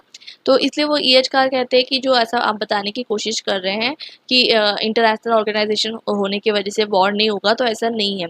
सिमिलरली वो बताते हैं कि जापान एंड मंचूरिया के बीच में जो वॉर हो रहा था 1931 में, और इटली ने जब अटैक किया था अबिसीनिया में 1935 में, तो लीग ऑफ नेशन जो है शांत, मतलब बिल्कुल म्यूट स्पेक्टेकर बन के बोलते हैं ना, बैठी हुई थी और कुछ उसने किया नहीं लीग ऑफ नेशन ने। तो वो कहते हैं कि इंटरनेशनल ऑर्गेनाइजेशन कोई काम की नहीं होती। वॉर जो है मतलब वो मतलब वॉर को प्रिवेंट करने के लिए कोई काम की नहीं होती इंटरनेशनल ऑर्गेनाइजेशन। अभी आप देख लीजिए रशिया यूक्रेन वॉर हुआ तो सब क्रिटिसाइज तो कर रहे हैं, ठीक है, लेकिन क्या हम वॉर रोक पाए? नहीं रोक पाए, ठीक है। तो यूनाइटेड नेशंस भी है अभी, लेकिन कुछ कर पा रही है? नहीं कर पा रही। तो यही E.H. कार का जो है कहना है। बात करते हैं हैंस डे मॉर्गेंथो की। तो हैंस डे मॉर्गेंथो बहुत इंपॉर्टेंट रहे हैं इस कंटेक्स्ट में। उन्होंने पॉजिटिविस्ट मेथोडोलॉजी को यूज़ किया था, मतलब उन्होंने कहीं ना कहीं साइंस का यूज़ किया था इंटरनेशनल रिलेशंस में, और ये बहुत इंपॉर्टेंट है। और मॉर्गेंथो की जो बुक है इसको क्लासिक माना जाता है क्योंकि ये ऑब्जेक्टिविटी, फैक्ट्स पे बेस्ड है, साइंस पे बेस्ड है, एम्पिरिकल ऑब्जर्वेशन पे बेस्ड है। और साथ-साथ जो है इन्होंने जो है इनकी जो पॉलिसी थी, मतलब इन्होंने जो फ्रेमवर्क बनाया था इसको ही जो है फॉलो करते हुए यूनाइटेड स्टेट्स की जो है फॉरेन पॉलिसी भी बनती है। अब इन्होंने जो है 6 प्रिंसिपल्स दिए थे, और ये बहुत इंपॉर्टेंट प्रिंसिपल्स है, ये हमें समझना है। पहला प्रिंसिपल वो बताते हैं कि पॉलिटिक्स जो है गवर्न होती है बाय ऑब्जेक्टिव लॉज, मतलब पॉलिटिक्स जो है ऑब्जेक्टिव लॉज से गवर्न होती है। कुछ ऐसे लॉज कहते हैं ना जो नेचुरल लॉज है, उसको कोई चेंज नहीं कर सकता। और ये नेचुरल लॉज क्या है? जो ह्यूमन नेचर के अंदर है। और ह्यूमन नेचर को कैसे डिफाइन करते हैं? Selfish, brutal, नेस्टी। ह्यूमन नेचर कैसा है? खराब है। तो अब खराब है तो अब आपको देखने को मिलता है कि अगर ह्यूमन नेचर ही खराब है तो इंटरनेशनल रिलेशन में कोऑपरेशन पॉसिबल नहीं है। दूसरा पॉइंट वो बताते हैं कि नेशनल इंटरेस्ट हमेशा पावर के टर्म्स में डिफाइन होगा। इसका मतलब ये है कि जिसके पास जितना ज़्यादा पावर रहेगा, ठीक है, ध्यान से समझिएगा, इंटरनेशनल रिलेशन कोई ऐसा कॉन्सेप्ट नहीं है कि आपने एक दिन उठा और पढ़ाई कर लिया और सोचा कि चलिए हो गया। ध्यान से चीज़ों को आपको समझना होगा और इसलिए मैं आपको कह रही हूँ कि अगर आपने नहीं देखी है प्लेलिस्ट तो आप जाकर जो है इसे चेकआउट ज़रूर कीजिएगा। तो नेशनल इंटरेस्ट मतलब जिसके पास जितनी ज़्यादा पावर, वही जो है उतना ज़्यादा जो है अपना इंटरेस्ट जो है पूरा कर पाएगा, ये इसका कहने का मतलब है। इंटरेस्ट जो है हमेशा डायनामिक रहेगा, ये इसमें थर्ड जो है असम्पशन है। फोर्थ असम्पशन ये है कि एब्स्ट्रैक्ट मॉरल प्रिंसिपल जो है पॉलिटिक्स में अप्लाई नहीं किए जा सकते, ठीक है, मॉरलिटी की फिर मतलब इसमें कोई जगह नहीं होती।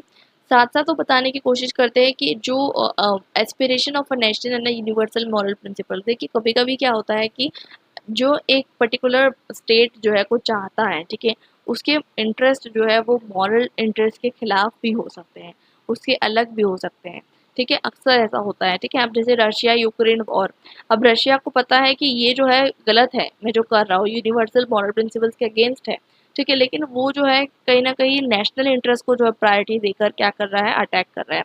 तो ये जो है आपको यहाँ पर जो है इंटायर जो है चीज़ देखने को मिल रही है। ऑटोनॉमी ऑफ इंटरनेशनल पॉलिटिक्स की बात की जाए तो ऑटोनॉमी ऑफ इंटरनेशनल पॉलिटिक्स यानी कहने का मतलब ये है कि इंटरनेशनल पॉलिटिक्स अपने आप में अलग सब्जेक्ट है, आप उसको मॉरलिटी के साथ मत जोड़िए, आप उसको जो है किसी और चीज़ के साथ मत जोड़िए, उसको अलग रहने दीजिए। इसको बहुत ज़्यादा क्रिटिसिज्म भी मिलते हैं, देखिए बहुत डिफरेंट लोग इसको क्रिटिसाइज़ करते हैं। 1960s 1970s की बात की जाए तो इसे क्रिटिसाइज़ किया जाता है, इसे कहा जाता है कि ये बहुत मैथोडोलॉजिकल है, थ्योरेटिकल है, ठीक है। दूसरी चीज़ ये बताई जाती है, बिहेवियरल स्कॉलर्स को क्रिटिसाइज़ करते हैं कि ये एक सिंगल थ्योरी मतलब सिंगल थ्योरी नहीं है, इसका कोई साइंटिफिक बेसिस नहीं है। वैसे ही बताया जाता है कि इसका कोई प्रॉपर ओपिनियन नहीं है बैलेंस ऑफ पावर के बारे में, ना ही नेशनल इंटरेस्ट के बारे में, और ये फैक्चुअली एनालाइज नहीं कर पा रहा है बहुत सारी चीज़ों को, मतलब बहुत सारे क्रिटिसिज्म इसके निकल कर आते हैं। ये पावर के कॉन्सेप्ट को इवॉल्यूएट नहीं कर पा रहा, भाई कितनी पावर चाहिए, वो कहता है कि हर स्टेट को पावर चाहिए, तो कितनी पावर चाहिए, कोई पावर की कोई लिमिट भी तो होनी चाहिए कि इन्फिनिटी पावर, मतलब कितनी पावर चाहिए। हर स्टेट अगर ये पॉलिसी फॉलो करने लग गया और अपनी अपनी पावर जो है बढ़ाने लग गया तो कोई एंड ही नहीं होने वाला ना, कोई एंड ही नहीं है इस चीज़ का, तो इस चीज़ को जो है वो क्रिटिसिज्म इनको मिलता है। और पोस्ट मॉडर्निस्ट भी इसको खिलाफ जाते हैं, वो कहते हैं कि ये जो कहते हैं ना कि नॉलेज जो है, नॉलेज का एक ऑब्जेक्टिव मीनिंग है, पोस्ट मॉडर्निज्म हर चीज़ को चैलेंज करते हैं, आपको पता होगा, वो ट्रुथ को, रियलिटी को, हर चीज़ को चैलेंज करते हैं। तो वो ही चीज़ वो कहते हैं कि ये जो आपने कहा कि ह्यूमन नेचर सेल्फिश है, ये आपका गलत असम्पशन है, इस तरीके से वो चैलेंज करते हैं। जे.एन. टिकनर जो कि एक बहुत इंपॉर्टेंट फेमिनिस्ट है, उनका क्रिटिसिज्म बहुत इंपॉर्टेंट है एग्जामिनेशन पर्सपेक्टिव से, और ये मैं आपको अभी यहाँ पर समझा दे रही हूँ, ये मैं आपको फिर फेमिनिज्म में नहीं कवर करूँगी। तो फेमिनिज्म के अंदर जो है ये क्रिटिसिज्म भी आता है, और ये जे.एन. टिकनर का क्रिटिसिज्म जो है ये रियलिज्म का क्रिटिक भी है, ठीक है। तो दोनों चीज़ें आपको यहाँ पर कवर हो जाएगी। वो बताती है जे.एन. टिकनर की ये जो इंटायर फिलोसफी है ये मैस्कुलिनिटी पे बेस्ड है और जेंडर बायस्ड है। मतलब कहीं ना कहीं आपको देखने को मिलता है कि ये जो आपको देखने को मिल रहा है कि मैन जो है वो पावरफुल है, और मैन जो है कहीं ना कहीं अक्सर जो है वॉर में इन्वॉल्व होते हैं, जैसे कि आपको देखने को पता है आर्मी जो होती है वो मैन होती है। तो जे.एन. टिकनर बताती है कि ये जो थ्योरी है ये मैन की तरफ बायस्ड है। दूसरी चीज़ वही बताती है कि ह्यूमन नेचर के बारे में जब वो बता रहे हैं कि ह्यूमन नेचर कैसा है, सेल्फिश है, तो ये गलत बता रहे हैं, क्योंकि वो बता रहे हैं कि ये पार्शियल नेचर बता रहे हैं, ये विमेन को कंसिडर नहीं कर रहे हैं, ये विमेन और फेमिनिन एट्रीब्यूट्स को जो है कंसिडर नहीं कर रहे हैं, और इसकी वजह से जेंडर बायसनेस आपको देखने को मिलती है।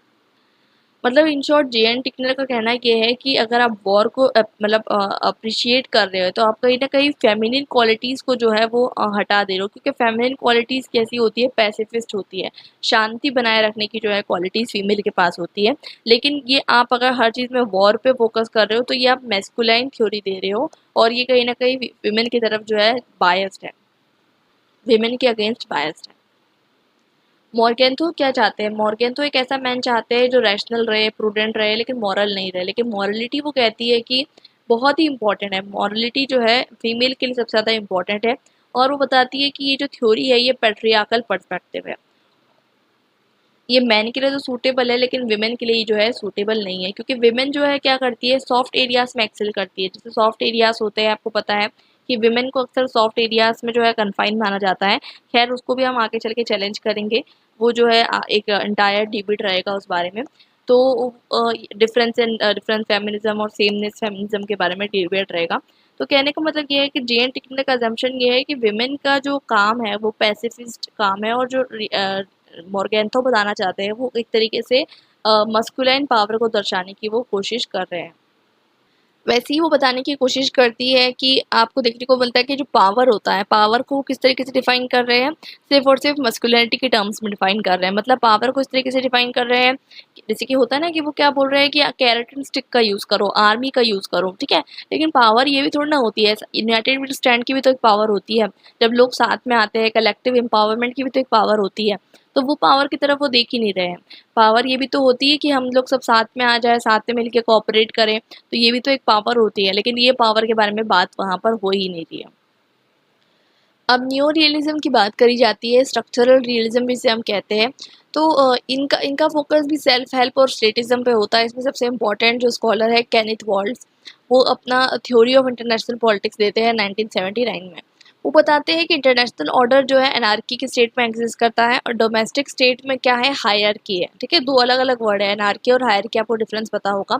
मतलब इंटरनेशनल स्टेट में तो आपको कोई गवर्न करने वाला नहीं है, ठीक है, लेकिन डोमेस्टिक स्टेट्स में क्या है, हायरार्की है। ये एक चीज़ वो बताते हैं। और ये भी बताते हैं, मतलब यहाँ पर जो रियलिज्म है, ये न्यू रियलिज्म थोड़ा सा आप कहेंगे कि लिबरलिज्म की तरफ डाइवर्टेड है। अभी आप लिबरलिज्म में आपको पढ़ाऊंगी तो आपको क्लियर हो जाएगा। तो ये जो न्यू रियलिज्म है, ये बताता है कि हमें इंटरनेशनल लेवल पे क्या चाहिए, इंटरनेशनल ऑर्गेनाइजेशंस चाहिए, ताकि एक तरीके से जो एनार्की रहे उसको रिड्यूस कर सकें। और वो ये भी बताते हैं कि स्टेट जो है सिक्योरिटी मैक्सिमाइजर्स है। दूसरी चीज़ वो बताते हैं कि दो तरीके के फोर्सेस का यूज़ करते हैं। एक तो इंटरनल फोर्सेस है, तो आप इकोनॉमी अपनी स्ट्रॉन्ग कर लो, मिलिट्री स्ट्रॉन्ग कर लो। एक्सटर्नल सोर्सेज भी यूज़ करी जा सकती है। जैसे एक्सटर्नल कैसे, जैसे फॉर एग्जांपल मैंने आपको बताया कि डिफरेंट कंट्रीज़ जो होती है ना, आपस में अपना अपना इंटरेस्ट देखती है और साथ में अलाइन हो जाती है, ठीक है। अब जैसे कि आप देखेंगे चाइना, ठीक है, अगर इन चाइना और इंडिया के बीच में दुश्मनी चल रही है, ठीक है, तो चाइना एंड इंडिया के बीच में दुश्मनी चल रही है, इसमें फ़ायदा कौन उठा लेगा, यूएस उठा लेगा, ठीक है। जैसे कि अभी आपको देखने को मिल रहा है। तो वैसे ही जो है, मतलब आपस में अलायंस बनाकर और सामने वाले के अलायंस तोड़कर, ये दोनों चीज़ों से जो है कहीं ना कहीं स्टेट जो है अपना पावर जो है यूज़ करते हैं। अगर हम समझे कि दोनों के बीच में डिफरेंस क्या है, ज़्यादा कंफ्यूज नहीं होना है आपको, क्लासिकल रियलिज्म और न्यू रियलिज्म में डिफरेंस क्या है।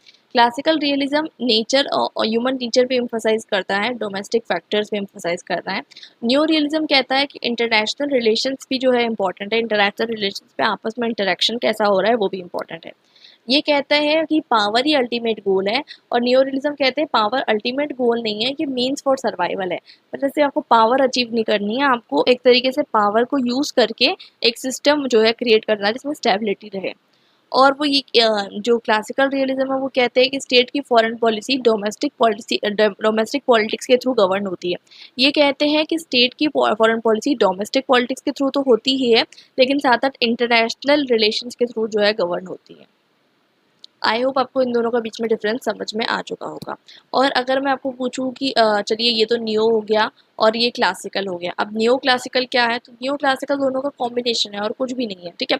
जैसे कि इसमें अगर सिर्फ इंटरनेशनल रिलेशंस के बारे में बात हो रही है, तो यहाँ पर न्यू क्लासिकल में दोनों का पॉइंट्स आ जाएंगे, ठीक है। बहुत ईजी है, मैं आपको जैसे बता रही हूँ, समझ लीजिए ये क्लासिकल है, ठीक है, और ये न्यू रियलिज्म है, ठीक है। तो दोनों के बीच में जो आएगा ये आ जाएगा न्यू क्लासिकल रियलिज्म। इसमें दोनों के फीचर्स आपको देखने को मिलते हैं। मतलब अगर आपने दोनों के फीचर्स पढ़ लिए, उसके बीच में जो आएगा वो आएगा न्यू क्लासिकल रियलिज्म। ये मैंने आपके लिए इजी कर दिया ताकि आपको क्लासिकल रियलिज्म आप अलग पढ़ोगे, न्यू रियलिज्म अलग पढ़ोगे, न्यू क्लासिकल अलग पढ़ोगे। सिंपल सी बात यही है कि न्यू क्लासिकल जो है इसके दोनों के फीचर्स में कंबाइन होते हैं। जैसे कि डायग्राम आप देख सकते हो, न्यू रियलिज्म और क्लासिकल रियलिज्म दोनों के बीच में क्या आएगा, न्यू क्लासिकल रियलिज्म आएगा। अब बात करते हैं डिफेंसिव एंड ऑफेंसिव। मैंने आपको बताया था दो अलग अलग आपको देखने को मिलता है। तो डिफेंसिव ये कहता है, सिंपल सी मैं आपको समझा देती हूँ। डिफेंसिव ये कहता है कि आपको अपनी पावर को डिफेंस, मतलब डिफेंस के रूप में यूज करना है, ठीक है। सामने वाले पे अटैक नहीं करना है। सामने वाला अगर आप पे अटैक कर रहा है तो आपको डिफेंस में यूज करोगे, ये बताता है। और ये भी बताता है कि आपको पावर का बैलेंस मेंटेन करना है। मतलब अब ए स्टेट है और बी स्टेट है, दोनों के बीच में पावर जो है बैलेंस रहेगी, इक्वल रहेगी। लेकिन ऑफेंसिव क्या कहता है कि नहीं, आपको क्या करना है, पावर को क्या करना है, मैक्सिमाइज करते चलना है। मतलब आपका पावर जो है दूसरे के पावर से ज़्यादा होना चाहिए, उसके इक्वल नहीं होना चाहिए, ठीक है। और आपको हेजेमनी जो है मेंटेन करनी है। इसके जो है ऑफेंसिव लिबरलिज्म कह रही हूँ, ऑफेंसिव रियलिज्म के जो प्रोपोगेटर है, थिंकर आप कह सकते हो, मीरा शाइमर है, और डिफेंसिव के जो है वो वॉल्स है, केनेथ वॉल्स।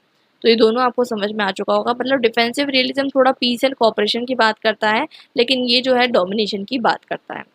वैसे ही मैंने आपको बता दिया। थोड़ा सा देखिए, डिफेंसिव रियलिज्म जो है वो न्यो रियलिज्म की तरफ डाइवर्टेड है, और ऑफेंसिव रियलिज्म जो है वो ज़्यादा क्लासिकल रियलिज्म की तरफ डाइवर्टेड है। तो ये हमने समझ लिया रियलिज्म के बारे में। अब पढ़ते हैं लिबरलिज्म के बारे में। तो लिबरलिज्म के बारे में, जो लिबरलिज्म की एंटायर आइडियोलॉजी है, वो मैं आपको यहाँ नहीं पढ़ाने वाली, क्योंकि वो मैंने आपको सेमेस्टर 1 में पढ़ाई थी, ठीक है। तो अगर आपको देखनी है तो आप वहाँ जाकर चेकआउट कर लीजिए। लिबरलिज्म की जो पूरी पॉलिटिकल आइडियोलॉजी आई होप आपने पढ़ी होगी। तो अभी हमारा जो कंसर्न होगा वो लिबरलिज्म इंटरनेशनल रिलेशंस में कैसा है वो हम समझेंगे। तो ये इंटरनेशनल रिलेशंस में एक पॉजिटिव ऑप्टिमिस्टिक व्यू रखता है, ठीक है, ह्यूमन नेचर के बारे में। ये पीस एंड कोऑपरेशन पे फोकस करता है। वो कहता है कि सिर्फ और सिर्फ स्टेट इंपॉर्टेंट नहीं है, नॉन स्टेट एक्टर्स भी इंपॉर्टेंट है। आपस में इकोनॉमिक इंटरडिपेंडेंस की बारे में बात करता है, और वो कहता है कि डेमोक्रेसी बहुत इंपॉर्टेंट होती है। वो कहते हैं अगर डेमोक्रेसी है कहीं पर तो इससे वॉर जो है वो कम होगा, ठीक है। और ये दो लोगों के आइडिया पे बेस है। एक तो लॉक का जो आइडिया है, जॉन लॉक की जो है वो कहते हैं कि ह्यूमन नेचर कैसा है, एनलाइटेंड है, बहुत अच्छा व्यू बताते हैं। और कांट जो है, इमैनुअल कांट का जो आइडिया था कि आपको शांति बनाए रखना है। तो ये दोनों के आइडिया पे बेस जो है लिबरलिज्म आपको देखने को मिलता है। मतलब बेसिकली ये इकोनॉमिक इंटरडिपेंडेंस पे फोकस करता है, मतलब ऐसे एरियाज आइडेंटिफाई करने की कोशिश करता है जिसमें कॉपरेशन हो सके। और फ्रांसिस फुकुयामा बताते हैं कि liberal world will be the end of history. मतलब अगर लिबरल वर्ल्ड आ गया तो कोई कॉन्फ्लिक्ट ही नहीं रहेगा, ऐसा बताने की कोशिश करते हैं। वैसे ही जो है ये basically political and economic philosophy भी अपने आप में अलग से है, जो आपने पढ़ी होगी, कैपिटलिज्म है, बहुत सारी चीज़ें हैं इसमें। लेकिन हमारा जो कंसर्न होने वाला है वो किससे रिलेटेड है, हमारा कंसर्न है इंटरनेशनल रिलेशन से। अब इसका इसका जो इमर्जेंस हमें देखने को मिलता है, ये एज ऑफ एनलाइटनमेंट से इमर्जेंस हमें देखने को मिलता है। और इसके अंदर दो बेसिकली स्ट्रैंड आते हैं, एक आता है इकोनॉमिक लिबरलिज्म और एक आता है पॉलिटिकल लिबरलिज्म। अब इकोनॉमिक लिबरलिज्म क्या कहता है, इकोनॉमिक लिबरलिज्म कहता है कि प्राइवेट प्रॉपर्टी को एडवोकेट करता है। इसमें Adam Smith, David Ricardo important scholars हैं। और पॉलिटिकल लिबरलिज्म क्या कहता है, जॉन लॉकी के आइडिया से आता है, टू ट्रीटीज ऑफ गवर्नमेंट, कि हमारा जो नेचुरल लिबर्टी है, right to life and property, ये ज़्यादा जो है इंपॉर्टेंट है। अब जो फ्रेंच रिवॉल्यूशन हुआ, फ्रेंच रिवॉल्यूशन में यही तो आइडियाज इंपॉर्टेंट थे, पॉलिटिकल और इकोनॉमिक लिबरलिज्म के। अब इसमें कुछ इंपॉर्टेंट स्कॉलर्स हैं जैसे कि मॉन्टेस्की, और जो कि सेपरेशन ऑफ पावर के बारे में बात करते हैं। जेरेमी बेंथम जो कि यूटिलिटेरियनिज्म के फाउंडर है। जे.एस. मिल जो है ऑन लिबर्टी में लिखते हैं कि एक इंसान की लिबर्टी दूसरे इंसान की लिबर्टी को हार्म नहीं करना चाहिए। अब इसमें दो अलग अलग तरीके के लिबरलिज्म आपको देखने को मिलते हैं, क्लासिकल, एक मॉडर्न। तो क्लासिकल में बेसिकली आपको ये मैंने अभी आपको जो बताया, क्लासिकल लिबरलिज्म में वो स्कॉलर्स रहेंगे जो कहेंगे कि स्टेट को इंटरफेरेंस नहीं करना है कम्प्लीटली। वो है एडम स्मिथ, जॉन लॉकी और जे.एस. मिल। मॉडर्न लिबरलिज्म में वो कहेंगे कि आपको स्टेट को जो है कंट्रीब्यूट करना है, वेलफेयर स्टेट का कॉन्सेप्ट जो है वो यहाँ पर देते हैं। अब हम बात करते हैं कि इंटरनेशनल रिलेशंस में इसका कैसा इंपॉर्टेंट रोल है। तो लिबरलिज्म जो है डेमोक्रेसी को सपोर्ट करता है, और ये सबसे ज़्यादा इंपॉर्टेंट इसका कंट्रीब्यूशन रहा है। ये कहता है कि डेमोक्रेसी अगर आपने स्टैब्लिश कर ली तो कंट्री जो है वॉर नहीं करेगी। और इंटरनेशनल ऑर्गेनाइजेशन का जो ग्रोथ हुआ है वो इसी की वजह से हुआ है, क्योंकि ये कहता था कि आपको स्टेबिलिटी मेंटेन करके रखना है कहीं ना कहीं, तो आपको क्या करना है, कोऑपरेशन बढ़ाना है। कोऑपरेशन कैसे बढ़ेगा, जब एनार्की नहीं रहेगी। एनार्की कैसे नहीं रहेगी, जब आप इंटरनेशनल ऑर्गेनाइजेशन बना देंगे। तो आज के टाइम पे बहुत इंपॉर्टेंट है, क्योंकि आपको देखने को मिलता है इंटरडिपेंडेंसी आज के टाइम पे, मल्टीकल्चरलिज्म, प्लूरलिज्म और इंटरनेशनलिज्म जो है बढ़ते जा रहा है। ऐसा नहीं है कि आप अकेले अकेले जो है काम कर पाओगे, आपको जो है साथ में दूसरे इंसान का कोऑपरेशन भी चाहिए। बट इसकी एक प्रॉब्लम ये है कि जहाँ भी जाता है लिबरलिज्म, अक्सर ये अपने साथ एक कैपिटलिज्म को भी उठाकर लेकर जाता है। ये इकोनॉमिक सिस्टम है इसका, और इसको बहुत ज़्यादा क्रिटिसिज्म मिलता है मार्क्सिस्ट स्कॉलर से, ये आपको पता ही होगा, ठीक है। इसके कुछ मेन अजम्पशंस है वो हम पढ़ लेते हैं। ये बताता है ह्यूमन नेचर कैसा है, गुड है, कोऑपरेटिव है, इंडिविजुअलिज्म पे फोकस करता है, लिबर्टी पे फोकस करता है, प्रॉपर्टी राइट्स जो है इंश्योर करने की बात करता है, रूल ऑफ लॉ आपको पता है सब लोग जो है कानून के सामने एक समान है, रैशनलिज्म की बात करता है, मतलब रैशनैलिटी, फ्री मार्केट के बारे में बात करता है, कोऑपरेशन और पीस के बारे में बात करता है, डोमेस्टिक पॉलिटिक्स की बात करता है कि डोमेस्टिक पॉलिटिक्स किस तरीके से मतलब बताता है कि डोमेस्टिक पॉलिटिक्स किस तरीके से इंटरनेशनल पॉलिटिक्स को जो है डिफाइन करने वाली है। इसको देखिए क्रिटिसिज्म बहुत मिले हैं। इसको क्रिटिसिज्म ये मिले हैं कि इसने कहीं ना कहीं जो वेस्टर्न वर्ल्ड है उसकी हेजेमनी बना दी। अब देखिए वेस्टर्न वर्ल्ड जो है उसने क्या किया, दूसरी कंट्रीज पे आके उन्होंने रूल किया, इंपीरियलिज्म जमा लिया। ठीक है, तो ये उन्होंने क्यों किया, उन्होंने इसलिए किया क्योंकि आपको देखने को मिलता है कि उन्होंने कहीं ना कहीं सोचा कि हमारा सिस्टम जो है वो ज़्यादा बेटर है दूसरे के सिस्टम से, और इससे जो है कहीं ना कहीं सोशल और इकोनॉमिक इनक्वालिटीज़ जो है बहुत ज़्यादा बढ़ गई। क्योंकि अगर फ्री मार्केट रहा, ठीक है, फ्री मार्केट रहने की वजह से सब लोग जो है फ्री रहे, एक दूसरे का एक्सप्लॉयटेशन करना जो है शुरू हो गया। बुर्जुआ प्रोलेटेरिएट क्लास जो है इमर्ज होकर आई, जिसका बाद में जाके मार्क्सिस्ट स्कॉलर्स के द्वारा जो है क्रिटिसिज्म हमें देखने को मिलता है। तो और ये इसको इसलिए क्रिटिसाइज किया जाता है कि बहुत ज़्यादा उटोपिक है, बहुत ज़्यादा आइडियलिस्टिक है, ऐसा हो नहीं सकता। ठीक है, तो इसका क्रिटिसिज्म हम मार्क्सिज्म में भी समझ लेंगे, आपको वहाँ पर इजीली जो है समझ में आ जाएगा।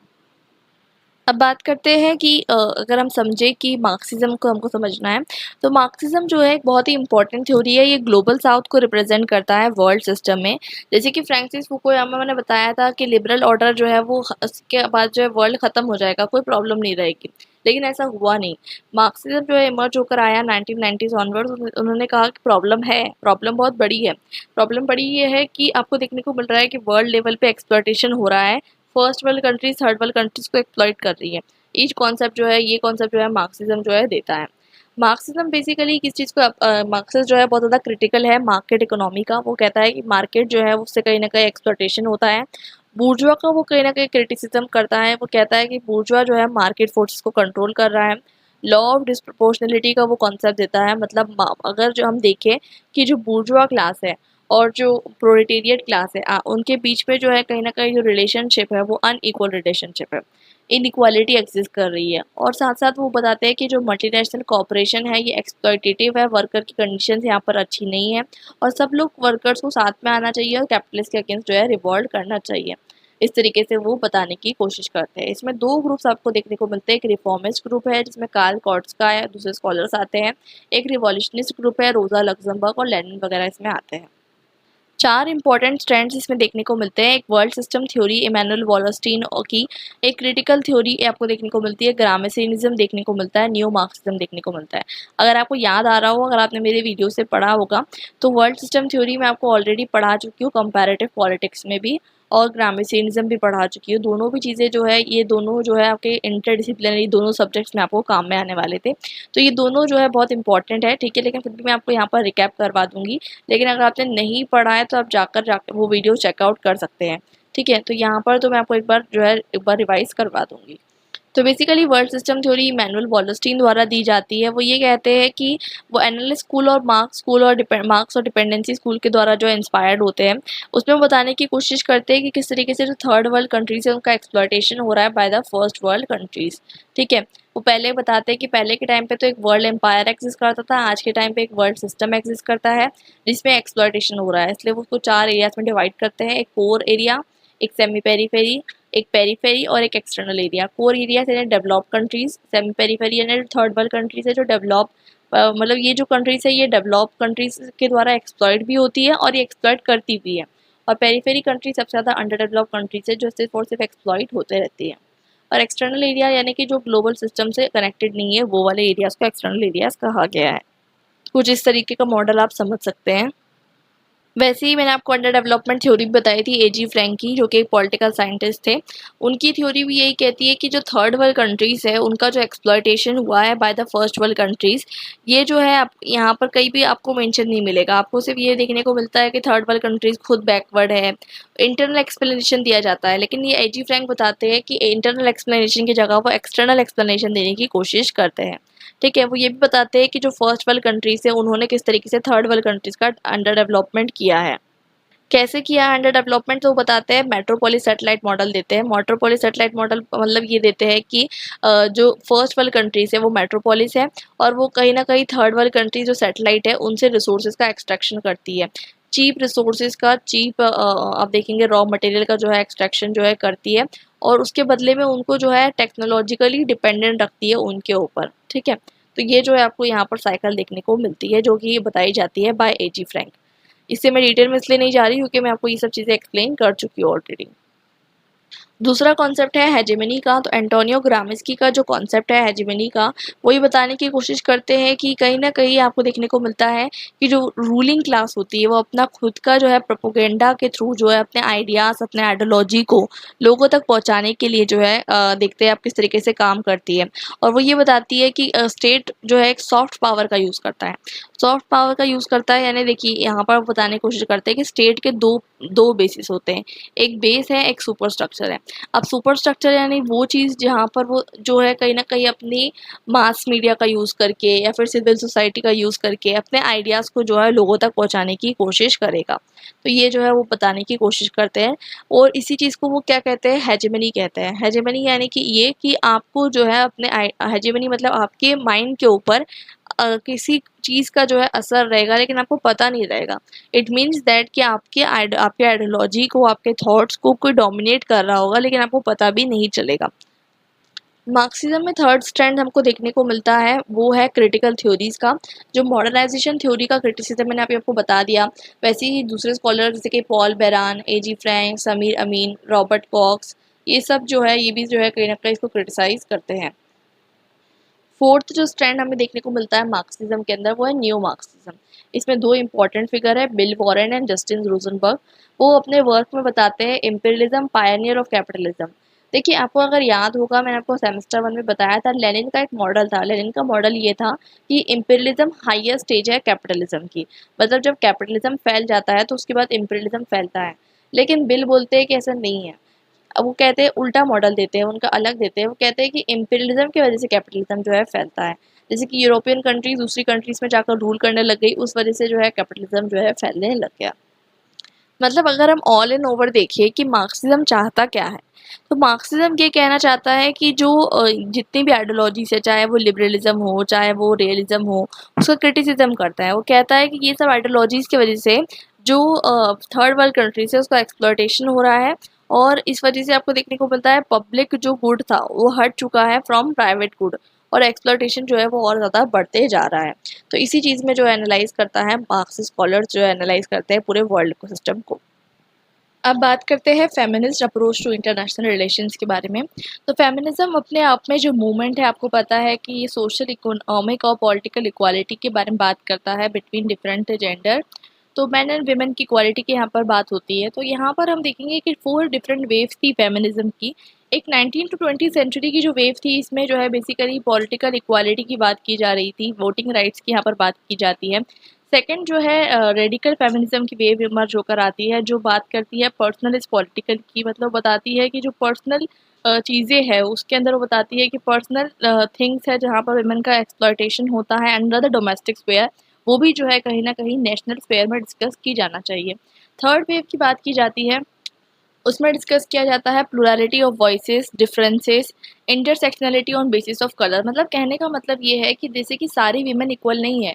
इसका मतलब ये है कि जो वुमेन पोस्ट कॉलोनियल जगह पर रह चुकी है और जो वुमेन जो है क्या कहते हैं अफ्रीका में है, जो वुमेन अमेरिका में है, दोनों सेम नहीं हो सकती। इसलिए क्योंकि difference on basis of race, difference on the basis of post colonial experience. जैसे कि इंडिया के केस में आप कास्ट देखेंगे तो दलित वुमेन और एक अपर कास्ट वुमेन, दोनों के अलग अलग आप कह सकते हैं प्रॉब्लम होगा, एक्सप्लॉयटेशन होगा। लेकिन जो अपर क्लास वुमेन है, आप देखेंगे दलित वुमेन से कंपेयर करेंगे तो दलित वुमेन ज़्यादा जो है ऑप्रेस्ड रहेगी। तो यही चीज़ आपको देखने को मिलती है कि प्लुरैलिटी ऑफ वॉइसेस को जो है कंसिडर करने की यहाँ पर बात की जा रही थी। फोर्थ वेव जो है बेसिकली ये बात करती है फेमिनिस्ट एक्टिविज्म के बारे में। मतलब ये बात करती है कि आपको कहीं ना कहीं जो है किस यूज़ करना है, इंटरनेट का यूज़ करके, सोशल मीडिया का यूज़ करके अवेयरनेस जो है जनरेट करना है। फेमिनिस्ट बेसिकली जेंडर को यूज़ करते हैं as a category of analysis in world system. और सेक्स जेंडर डिबेट की अगर हम बात करें तो सेक्स जो है वो बायोलॉजिकल है, बायोलॉजिकल समझा जाता है सेक्स को। जैसे कि मतलब एक कैटेगरी है, जैसे कि फॉर एग्जांपल कोई वीमेन पैदा हुआ या मैन पैदा हुआ, ठीक है। मतलब for example it's a biological category, it's not changeable, ठीक है। लेकिन जेंडर क्या है, जेंडर एक सोशली कंस्ट्रक्टेड आइडेंटिटी है। ऐसा जो है फेमिनिस्ट मानती है कि जेंडर जो है सोशली कंस्ट्रक्ट किया गया है। बहुत सारे फेमिनिस्ट हैं जैसे कि जे.एन. टिकनर, सिंथिया एनलॉय, जीन बेटके, एल्टियन, ये बहुत सारी जो है आपको देखने को मिल जाएगी। अब हम बात करते हैं एक एक फेमिनिस्ट के बारे में डिस्कस करेंगे। पहली जो फेमिनिस्ट है जीन बेटके, बेसिकली ये अपनी बुक में बताती है विमेन एंड वार में 1987 में कि विमेन को ऐसा समझा जाता है देख के कि विमेन को जो है किसी चीज़ की ज़रूरत है, she is always in need of help. और मैन को ऐसा बताया जाता है कि मैन जो है वो प्रोटेक्टर है। तो ये जो है हमको कहीं ना कहीं चैलेंज करना है इस डाइकोटॉमी को। और सेकेंडली मैन को जो है वॉर, मतलब ऐसा कहा जाता है ना कि मैन जो है वो आर्मी रहेगा, वॉर करेगा, ठीक है, उसको जस्ट वॉरियर की तरह दर्शाया जाता है। और विमेन को जो है ब्यूटीफुल सोल की तरह दर्शाया जाता है, और विमेन जो है अक्सर वॉर में जो है विक्टिम बनती है। सिंथिया एनलॉय की बात की जाए तो सिंथिया एनलॉय की बात की जाए तो वो अपनी बुक में लिखती है, मतलब वो अपनी बुक में बताती है, बनाना बीचेस एंड बेसेस उनकी बुक पब्लिश होती है। उसमें बताती है कि विमेन है कहाँ। इंटरनेशनल रिलेशंस में जो विमेन का अंडर रिप्रेजेंटेशन है उसको वो चैलेंज करती है।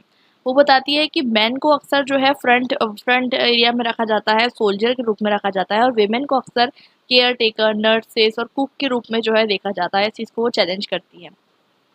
थर्ड जो है जेएन टिकनर, जैसे कि मैंने अभी आपको बताया कि जेएन टिकनर जो है मॉर्गेंथो का भी क्रिटिसिज्म देती है, और ये बताती है कि इंटरनेशनल रिलेशंस जो है डोमिनेटेड है बाय मैन, और विमेन को जो है मार्जिनलाइजेशन कर दिया गया है। स्पेशली रियलिस्ट थ्योरी ने उसको मार्जिनलाइजेशन कर दिया है, क्योंकि उसमें ये देखा ही नहीं जा रहा कि विमेन का इंक्लूजन है भी या नहीं, सिर्फ और सिर्फ बात की जा रही है किस बारे में, मैन के डोमिनेशन के बारे में। अब जो इंटरनेशनल रिलेशंस का जो डेवलपमेंट हुआ वो डिफरेंट फेजेस में होता है। पहला जो फेज होता है वो होता है आइडियलिज्म वर्सेस रियलिज्म। तो सबसे इम्पोर्टेंट डिबेट यही चलता है। दूसरा जो डिबेट चलता है ये realism versus realism. Third debate में पोस्ट मॉडर्निज्म और फेमिनिज्म जो है इसको चैलेंज करते हैं। ठीक है, अब जितने भी चैलेंजेस आते हैं ना इन सबको हम रिफ्लेक्टिविज्म के अंदर कंसिडर करते हैं। ठीक है, कंफ्यूज मत होइएगा। ठीक है, रिफ्लेक्टिविज्म के अंदर कंसिडर करते हैं, मतलब पोस्ट मॉडर्निज्म हो गया, फेमिनिज्म हो गया, पोस्ट स्ट्रक्चरलिज्म, सबको हम रिफ्लेक्टिविज्म के अंदर कंसिडर करते हैं। तो रिफ्लेक्टिविज्म वर्सेस रैशनलिज्म, तो ये फोर्थ डिबेट जो है इमर्ज होकर आ रहा है। तो कहने का मतलब ये है कि विमेन का जो कभी तक के क्वेश्चन नहीं आ रहा था इतने टाइम से, सिर्फ रियलिज्म, लिबरलिज्म, मार्क्सिज्म इसका क्वेश्चन चल रहा था, अब जो है विमेन का जो है क्वेश्चन जो है इमर्ज होकर आ रहा है। जैसे कि बताया जाता है कि विमेन जो है डिफरेंट तरीके से वार को एक्सपीरियंस करती है। अभी जैसे कि आपको पता होगा कि मणिपुर वायलेंस के बारे में आपने सुना ही होगा। तो कहने का मतलब ये है कि विमेन को जो है, विमेन बहुत ज़्यादा एक्सप्लॉयटेशन सहती है। कहीं पर भी कोई रायट हो, कहीं पर कोई भी तरीके का वॉर हो, तो विमेन को जो है अलग तरीके से वार को एक्सपीरियंस करती है। और यहाँ तक कि बताया जाता है कि the body of women is marker of state boundaries. तो इस तरीके से बताया जा रहा है कि विमेन को अक्सर जो है ऑनर किलिंग के नाम पे, या फिर आप देखेंगे पार्टीशन रिलेटेड जो वायलेंस हुई इसमें कितने विमेन को जो है ऑनर किलिंग के नाम पे मार दिया गया। और विमेन को जो है ऐसा माना जाता है कि नेशनल कल्चर का प्रिजर्व, मतलब ये नेशनल कल्चर को प्रिजर्व कर रही है। ठीक है, घर की इज्जत है, देश की इज्जत है। तो इस वजह से जो है बहुत सारी विमेन जो है एक्सप्लॉयटेशन जो है फेस करती है। अगर हम बात करें कि डिफरेंट तरीके के आईआर जो है, आईआर के अंदर डिफरेंट तरीके के फेमिनिज्म एक्सिस्ट करते हैं। अब डिफरेंट तरीके के फेमिनिज्म कौन से एक्सिस्ट करते हैं अकॉर्डिंग टू गोल्डस्टीन? एक होता है डिफरेंस फेमिनिज्म। डिफरेंस फेमिनिज्म ये कहता है कि विमेन एंड मैन के बीच में कुछ डिफरेंसेस एग्जिस्ट करते हैं। ठीक है, इस चीज़ को वो एक्नॉलेज करता है, और वो ये कहता है कि ये डिफरेंसेस एग्जिस्ट करते हैं, लेकिन ये डिफरेंसेस एग्जिस्ट करते हैं इस वजह से विमेन और अच्छे से इंटरनेशनल रिलेशंस में कंट्रीब्यूट कर पाएगी जितना अच्छे से मैन भी नहीं कर पाएगा। ये चीज़ वो बताने की कोशिश करते हैं, इसे हम डिफरेंस फेमिनिज्म कहते हैं। दूसरा जो इम्पोर्टेंट है आइडिया वो है लिबरल फेमिनिज्म। लिबरल फेमिनिज्म कहते हैं कि इसमें कोई डिफरेंस नहीं है, मैन एंड वुमेन में कोई डिफरेंस नहीं है। अगर आप मैन एंड वुमेन दोनों इक्वल है, और वो बात करते हैं कि हमें इक्वल है इसलिए हमें जो है दोनों को जो है इक्वल रिप्रेजेंटेशन देना है इंटरनेशनल रिलेशंस में। पोस्ट मॉडर्न फेमिनिज्म की बात की जाए तो वो कहते हैं कि विमेन जो है एक सोशली कंस्ट्रक्टेड आइडेंटिटी, मैंने जैसे भी आपको बताया कि विमेन को अक्सर नर्चरर के रूप में, केयर टेकर के रूप में देखा जाता है। विमेन को जो है ऐसा कभी नहीं देखा जाता कि विमेन आर्मी में लड़ाई लड़ेगी। अभी देखेंगे आपकी इंडिया में भी आप देखेंगे रिसेंटली एनडीए के अंदर विमेन की एंट्री जो है परमिट की गई। तो मतलब विमेन को जो है सॉफ्ट स्टडी एरियाज में कन्फाइन रखा जाता है। तो पोस्ट मॉडर्न फेमिनिज्म इसको चैलेंज करते हैं। अब फेमिनिज्म के कुछ एजम्पशंस होते हैं इंटरनेशनल रिलेशंस में, वो हम समझेंगे। पहला एजम्पशन होता है स्टेट एंड पावर के रिगार्डिंग। वो बताते हैं कि जो स्टेट है वो मैस्कुलाइन है। स्टेट कहीं ना कहीं मस्कुलाइन इसलिए है क्योंकि वहाँ पर मैन का डोमिनेंस है, और इसलिए वो कहते हैं कि विमेन का इंक्लूजन भी ज़रूरी है। और साथ साथ वो कहते हैं कि प्राइवेट इज़ इंटरनेशनल। सिंथिया एनलॉय बताती है प्राइवेट इज़ इंटरनेशनल, इसलिए बताती है कि जो चीज़ें प्राइवेट स्पेयर में इंपॉर्टेंट है, जैसे कि विमेन और मैन का जो डिवीजन है वो प्राइवेट मतलब घर से शुरू होता है, लेकिन ये इंटरनेशनल लेवल तक के एप्लीकेबल है। दूसरी चीज़ वो बताते हैं कॉन्फ्लिक्ट एंड वायलेंस। तो वो बताते हैं कि स्टेट जो है कहीं ना कहीं मीन्स ऑफ वायलेंस है। स्टेट जो है वायलेंस क्रिएट करता है, और वायलेंस किसके खिलाफ? विमेन के खिलाफ। विमेन के खिलाफ कैसे? अब देखिए हर जगह पे जो है विमेन का बहुत ज़्यादा एक्सप्लॉयटेशन होगा। कोई भी वॉर होगा, कोई भी जगह पे आप देखेंगे, एग्जाम्पल आप देख लीजिए, हिस्ट्री उठा के देख लीजिए, जो जितने भी वॉर होते हैं वहाँ पर आपको देखने को मिलेगा कि विमेन का जो है कहीं न कहीं एक्सप्लॉयटेशन आपको देखने को मिलता है, सेक्सुअल वायलेंस, ह्यूमन ट्रैफिकिंग, और इसके बारे में कोई बात भी नहीं करता। जैसे कि मैं आपको एक बात बताऊँ तो अगर हम सोचें, हम देखते हैं अक्सर कि इतने आर्मी जो है मारे गए, इतने शहीद हुए, ठीक है? लेकिन हम कितने विमेन के बारे में बात करते हैं कि विमेन जो है कितने रायट्स में हर रोज़ जो है मारी जाती है, सेक्सुअल वायलेंस की विक्टिम बनती है, लेकिन उनके बारे में कोई बात नहीं करता। सिमिलरली वॉर एंड पीस की बात की जाए तो ऐसा बताया जाता है कि मेन जो है वो थोड़े एग्रेसिव नेचर के होते हैं, और मिलिट्री मतलब वो मेन कहीं न कहीं जो है सपोर्ट किसको करते हैं, मेन जो है वॉर को सपोर्ट करते हैं, लेकिन विमेन जो है पीस को सपोर्ट करती है, विमेन पैसिफिस्ट होती है। और यही क्वालिटी को जो है बताने की कोशिश की जा रही है कि विमेन जो है अगर इंटरनेशनल रिलेशंस में आती है तो वो और अच्छे से चीज़ों को हैंडल कर पाएगी। लेकिन वो साथ-साथ ये भी बताने की कोशिश करते हैं कि ऐसा नहीं है कि विमेन सिर्फ़ और सिर्फ़ जो है सॉफ्ट एरियाज़ में ही अच्छी है, और वो बताने की कोशिश करते हैं, जैसे इंदिरा गांधी, ठीक है? आप देखेंगे मार्गरेट थैचर, ये ऐसे इम्पोर्टेंट हार्ड लाइनर वुमेन थी जिन्होंने बहुत ज़्यादा जो है अपने टाइम पे ऐसे डिसीजंस लिए जो कि आप देख सकते हैं कि इसे हम कहते हैं हार्ड कोर डिसीजंस लिए।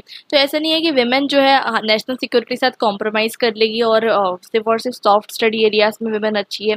ये तरीके का स्टीरियोटाइप जो है इसे भी जो है वो चैलेंज करते हैं।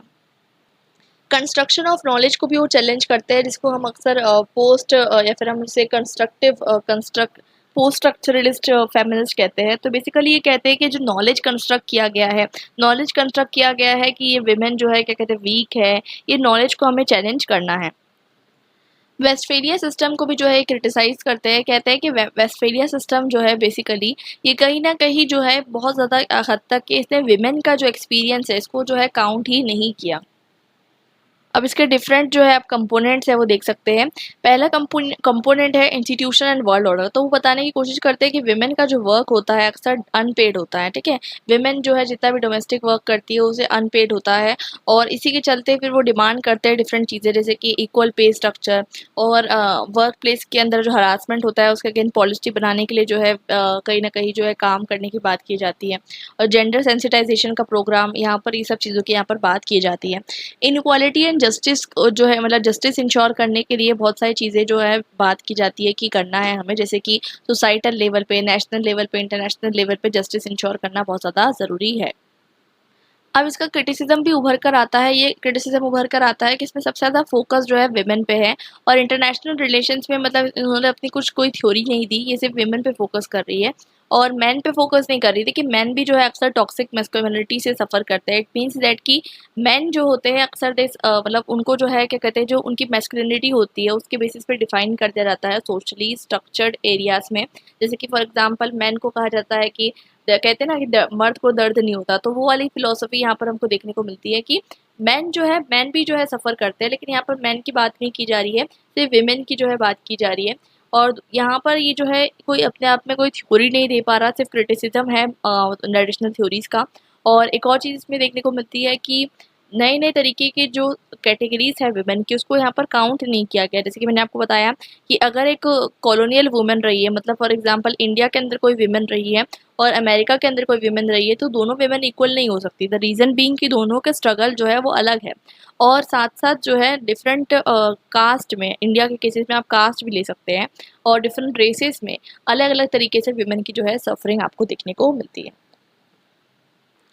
अब बात करते हैं कंस्ट्रक्टिविज्म के बारे में। तो देखिए हमने रियलिज्म पढ़ लिया, लिबरलिज्म पढ़ लिया, मार्क्सिज्म हमने पढ़ लिया, साथ-साथ हमने फेमिनिज्म भी पढ़ लिया। मैं आपको एक बार सिलेबस दिखा देती हूँ।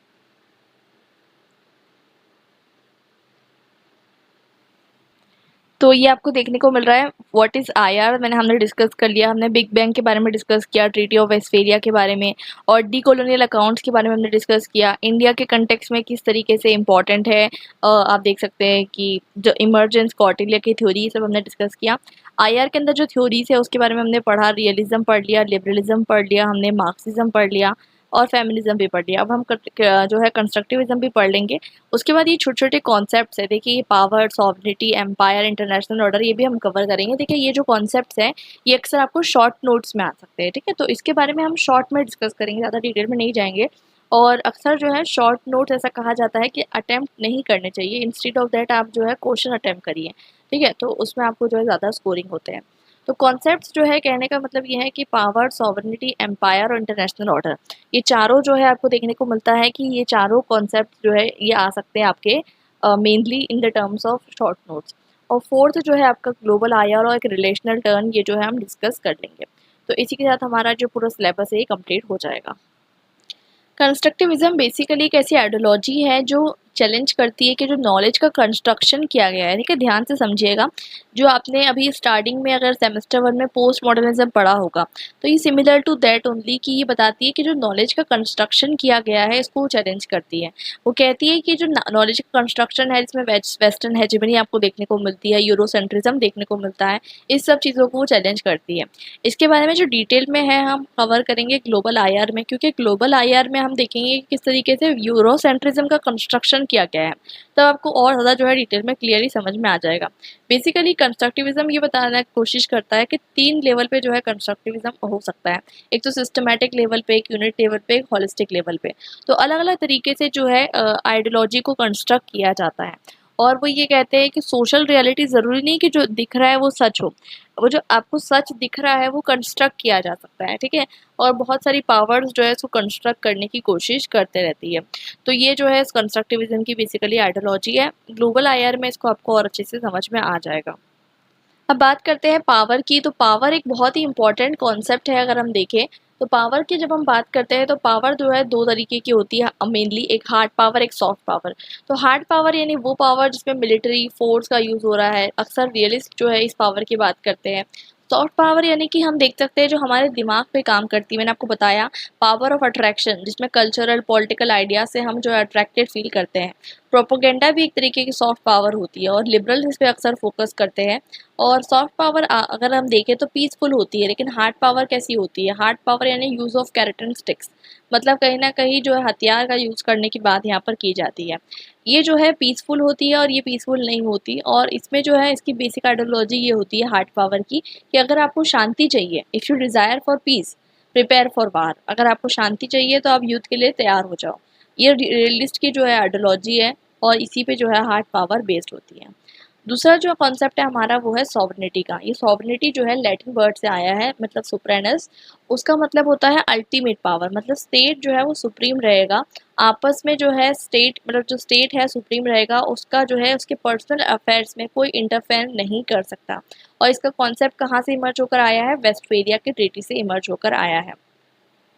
उसके बाद डिफरेंट स्कॉलर्स को डिफरेंट तरीके से डिफाइन करते हैं, जैसे जीन बॉर्डन भी इसको डिफाइन करते हैं। फिर इंग्लिश फिलोसोफर थॉमस हॉब्स जो है डिफाइन करते हैं कि हर state, in every true state one person must be supreme, मतलब एक इंसान को या एक ग्रुप को जो है सुप्रीम होना चाहिए।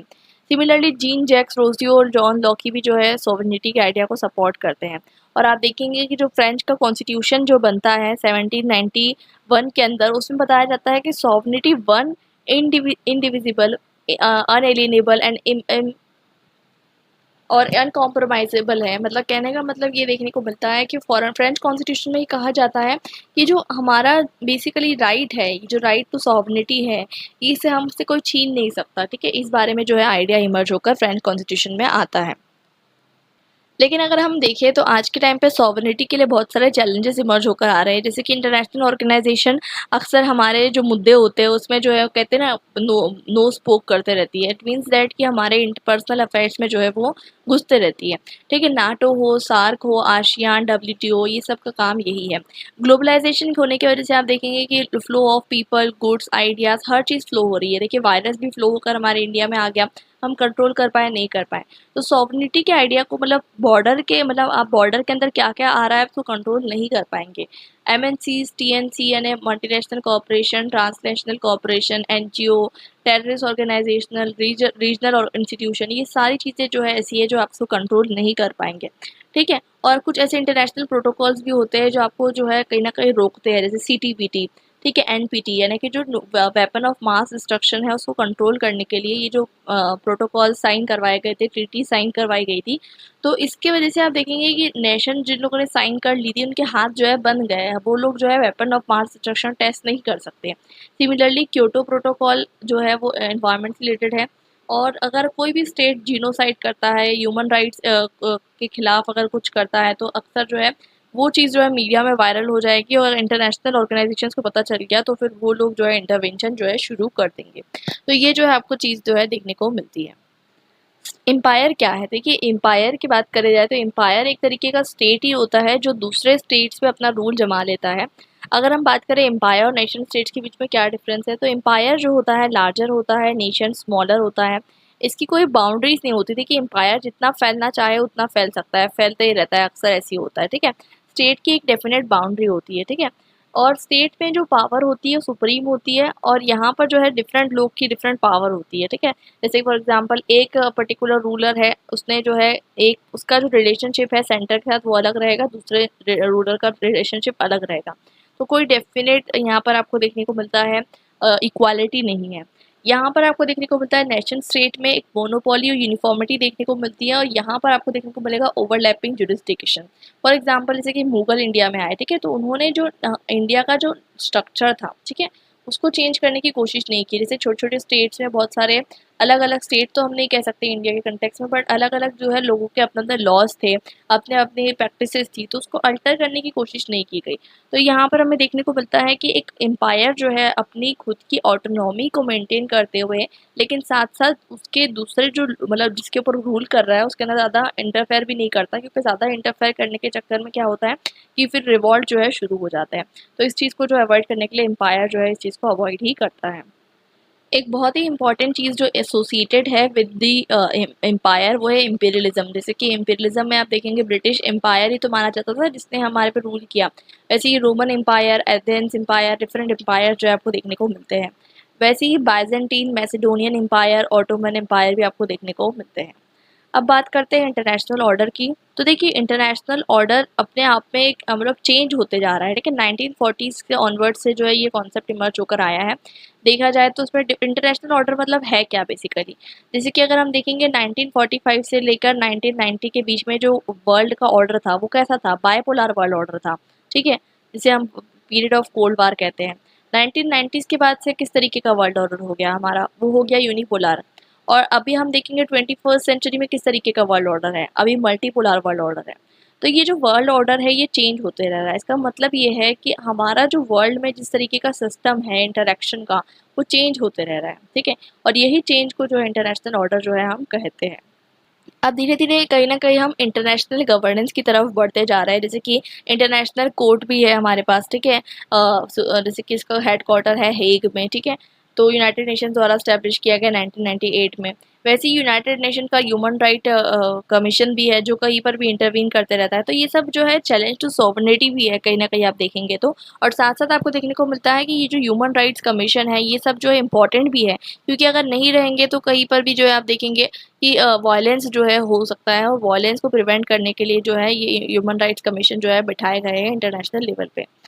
अब हम देखेंगे कि 21st सेंचुरी मैंने आपको बताया कि चाइना जो है राइज हो रहा है, ब्रिक्स, एससीओ मतलब ब्रिक्स का आपको फुल फॉर्म पता है, ठीक है, आई होप। तो ये जो है बेसिकली ये सब जो है क्या कर रही है, ये सब नई नई ऑर्गेनाइजेशन पावरफुल होते जा रही है और मल्टीपोलर वर्ल्ड ऑर्डर को जो है एस्टेब्लिश करने की कोशिश कर रही है। अब हम आ चुके हैं हमारे लास्ट टॉपिक पे जो कि ग्लोबल आईआर है। ये बहुत ही इंटरेस्टिंग सा टॉपिक है और बहुत ही अगर आप इंटरेस्टिंग तरीके से समझेंगे तो आपको जो है अच्छा लगेगा।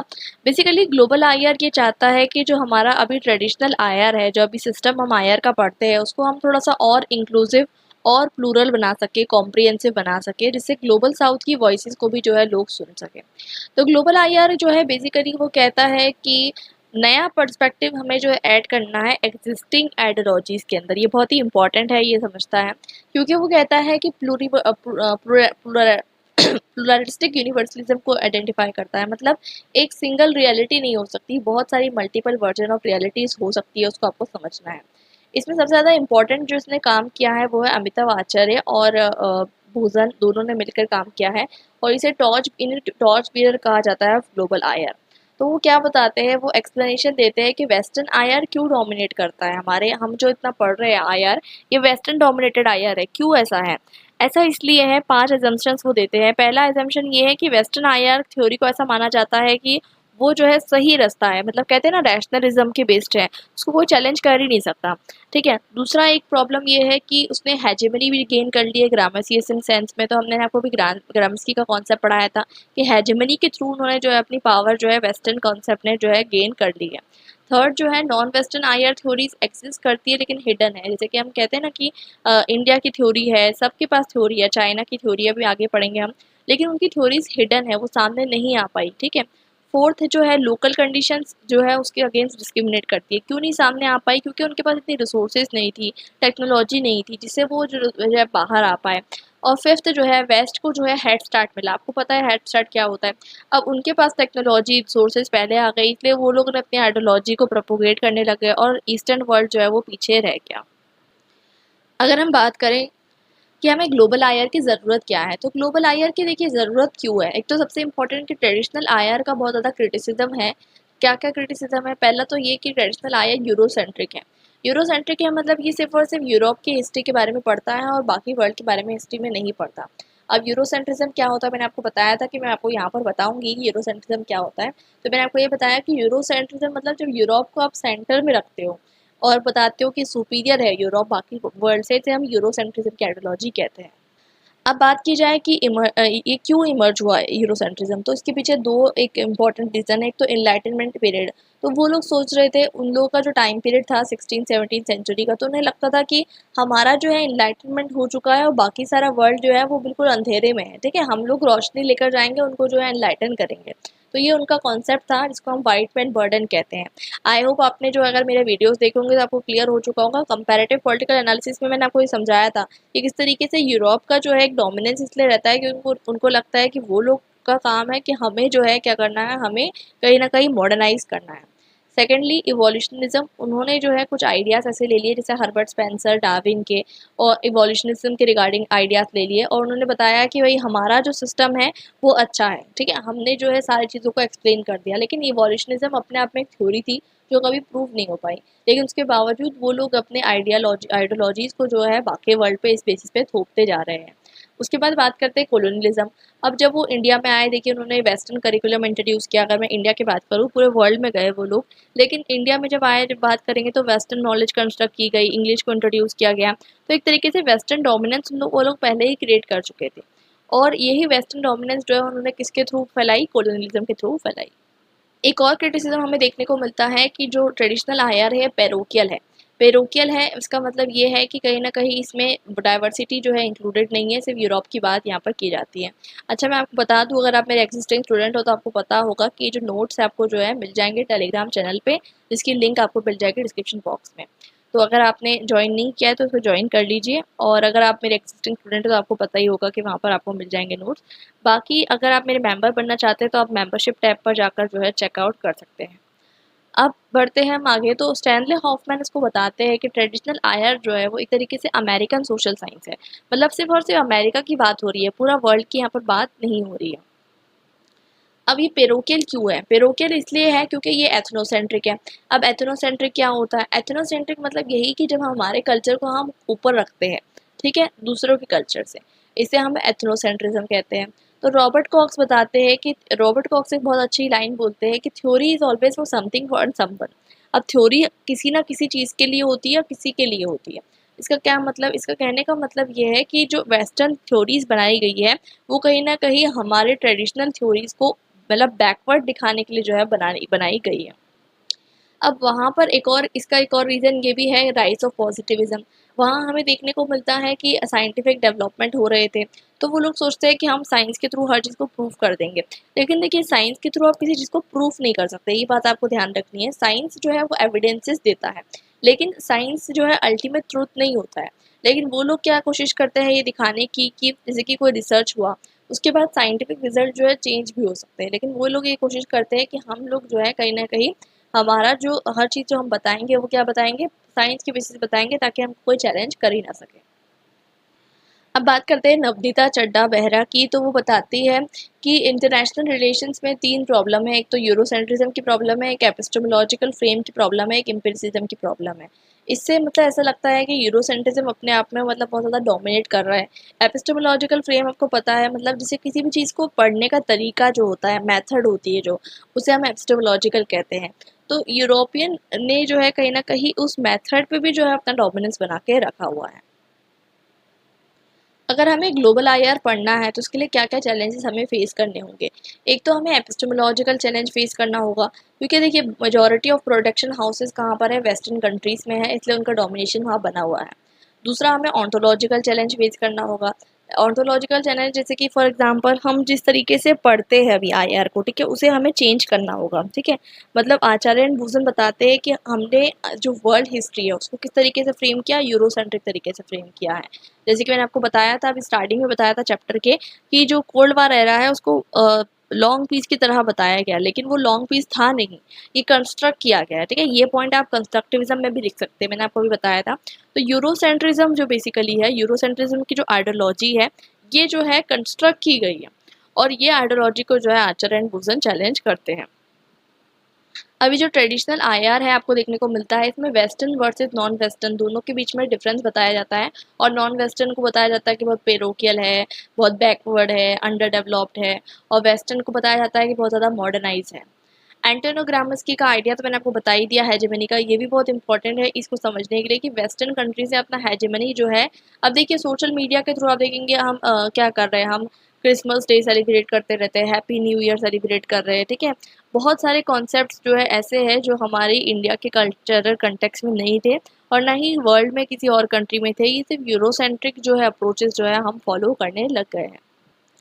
अगर हमें ग्लोबल आईआर मतलब करना है या फिर कोशिश करनी है, तो बहुत सारी चीज़ें, मतलब ऐसे कौन से फैक्टर्स थे कि हमें ऐसा लगा कि ग्लोबल आईआर करने की ज़रूरत है।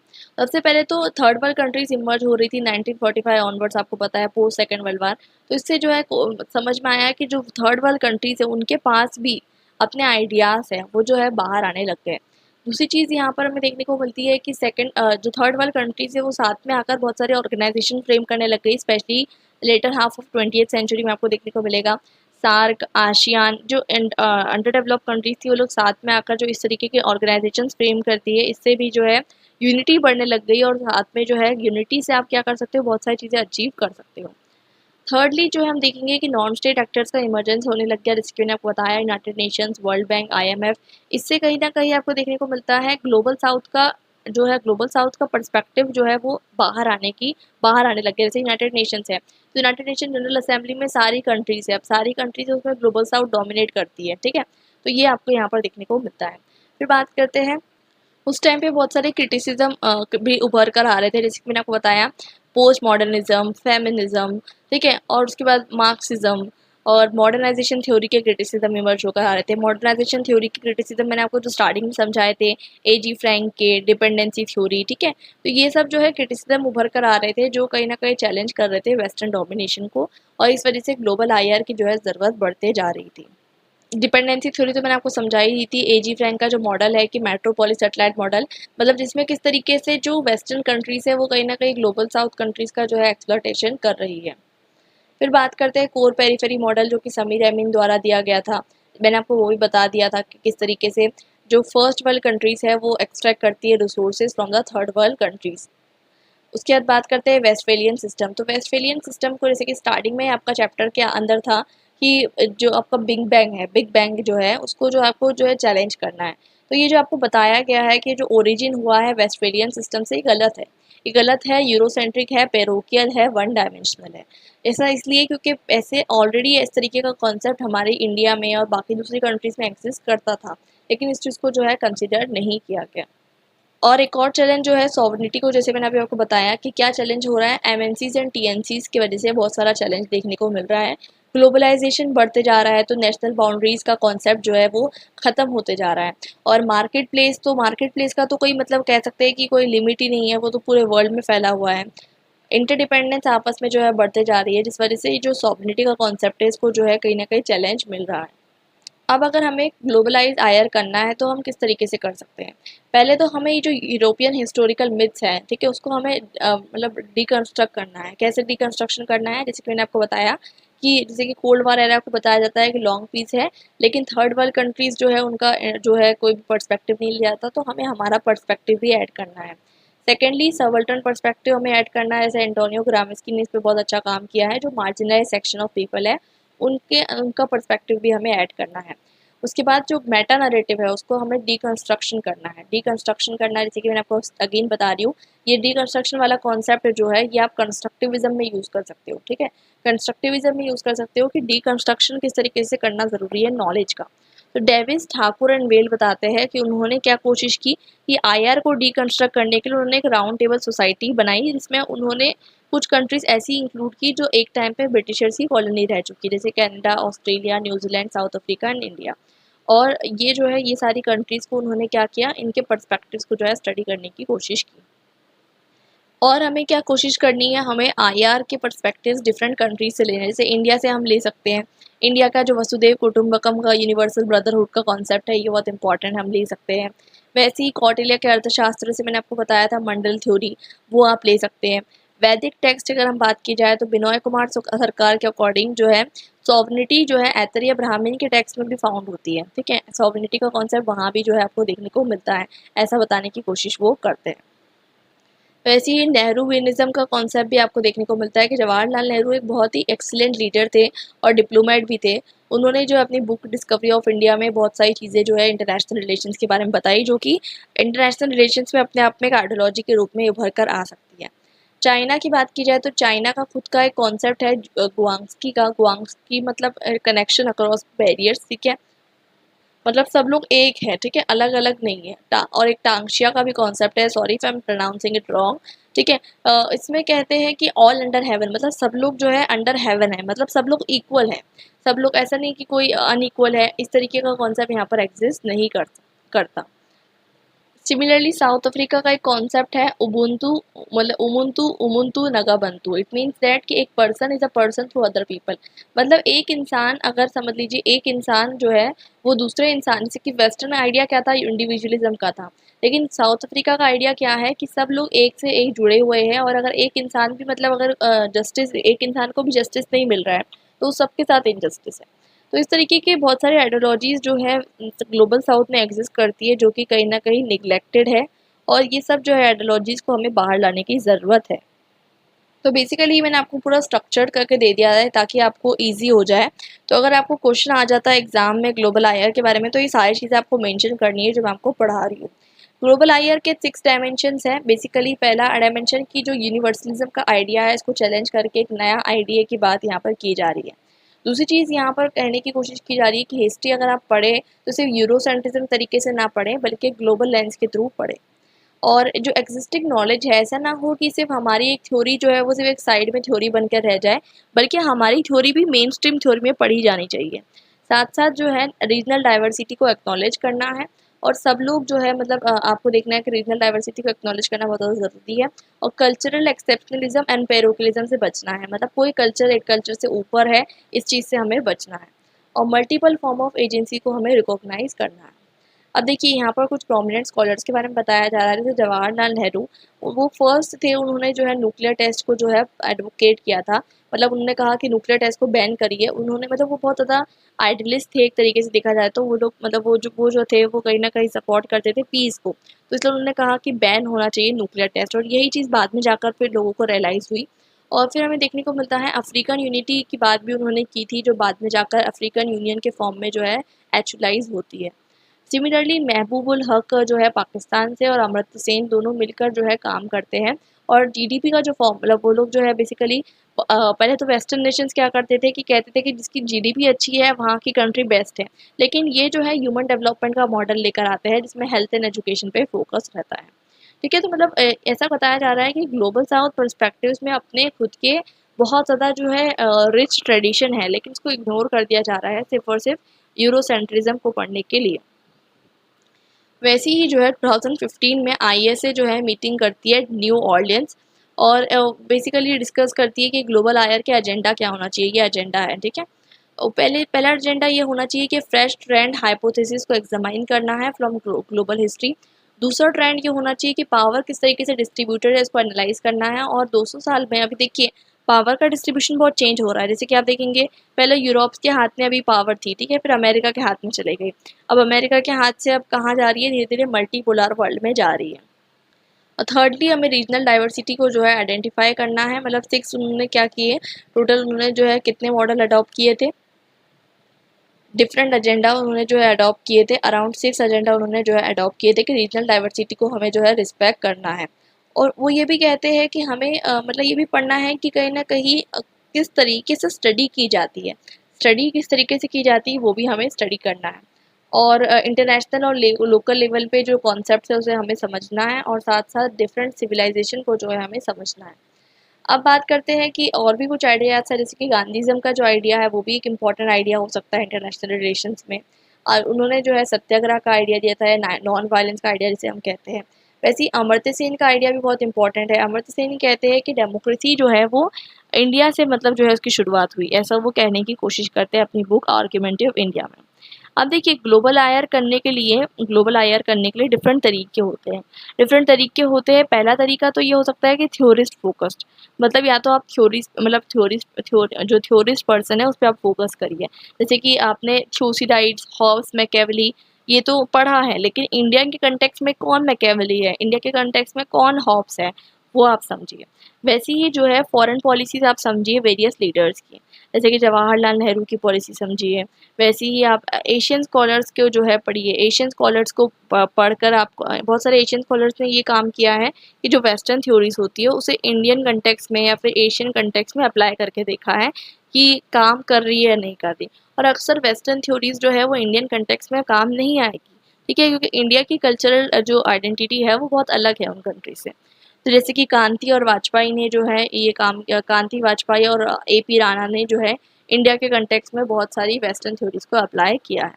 तो आई होप कि आपको इंटायर जो पूरा का पूरा सिलेबस था ये समझ में आ चुका होगा। इजी सा सिलेबस था, अगर आपको नहीं समझा है तो आप 2 से 3 बार ये वीडियो देख सकते हैं, क्योंकि कहीं ना कहीं ये जो आपको एक कंटेक्स्ट जो है इसका पूरा सिलेबस का जो क्रक्स है ये यही है, और यही जो है आपका पेपर का बेस होने वाला है। सारी थ्योरीज जो है मैंने आपको समझा दी है, और आपको यूरोसेंट्रिज्म भी समझा दिया है, ग्लोबल आईआर भी समझा दिया है, सब समझा दिया है। इसके बाहर जो है पेपर नहीं आएगा, यही आपका पूरा इंटायर सिलेबस है, और इसके नोट्स भी मैं शेयर कर दूंगी ऑन माई टेलीग्राम चैनल। अब हम मिलते हैं हमारे नेक्स्ट वीडियो में, till then bye and happy learning.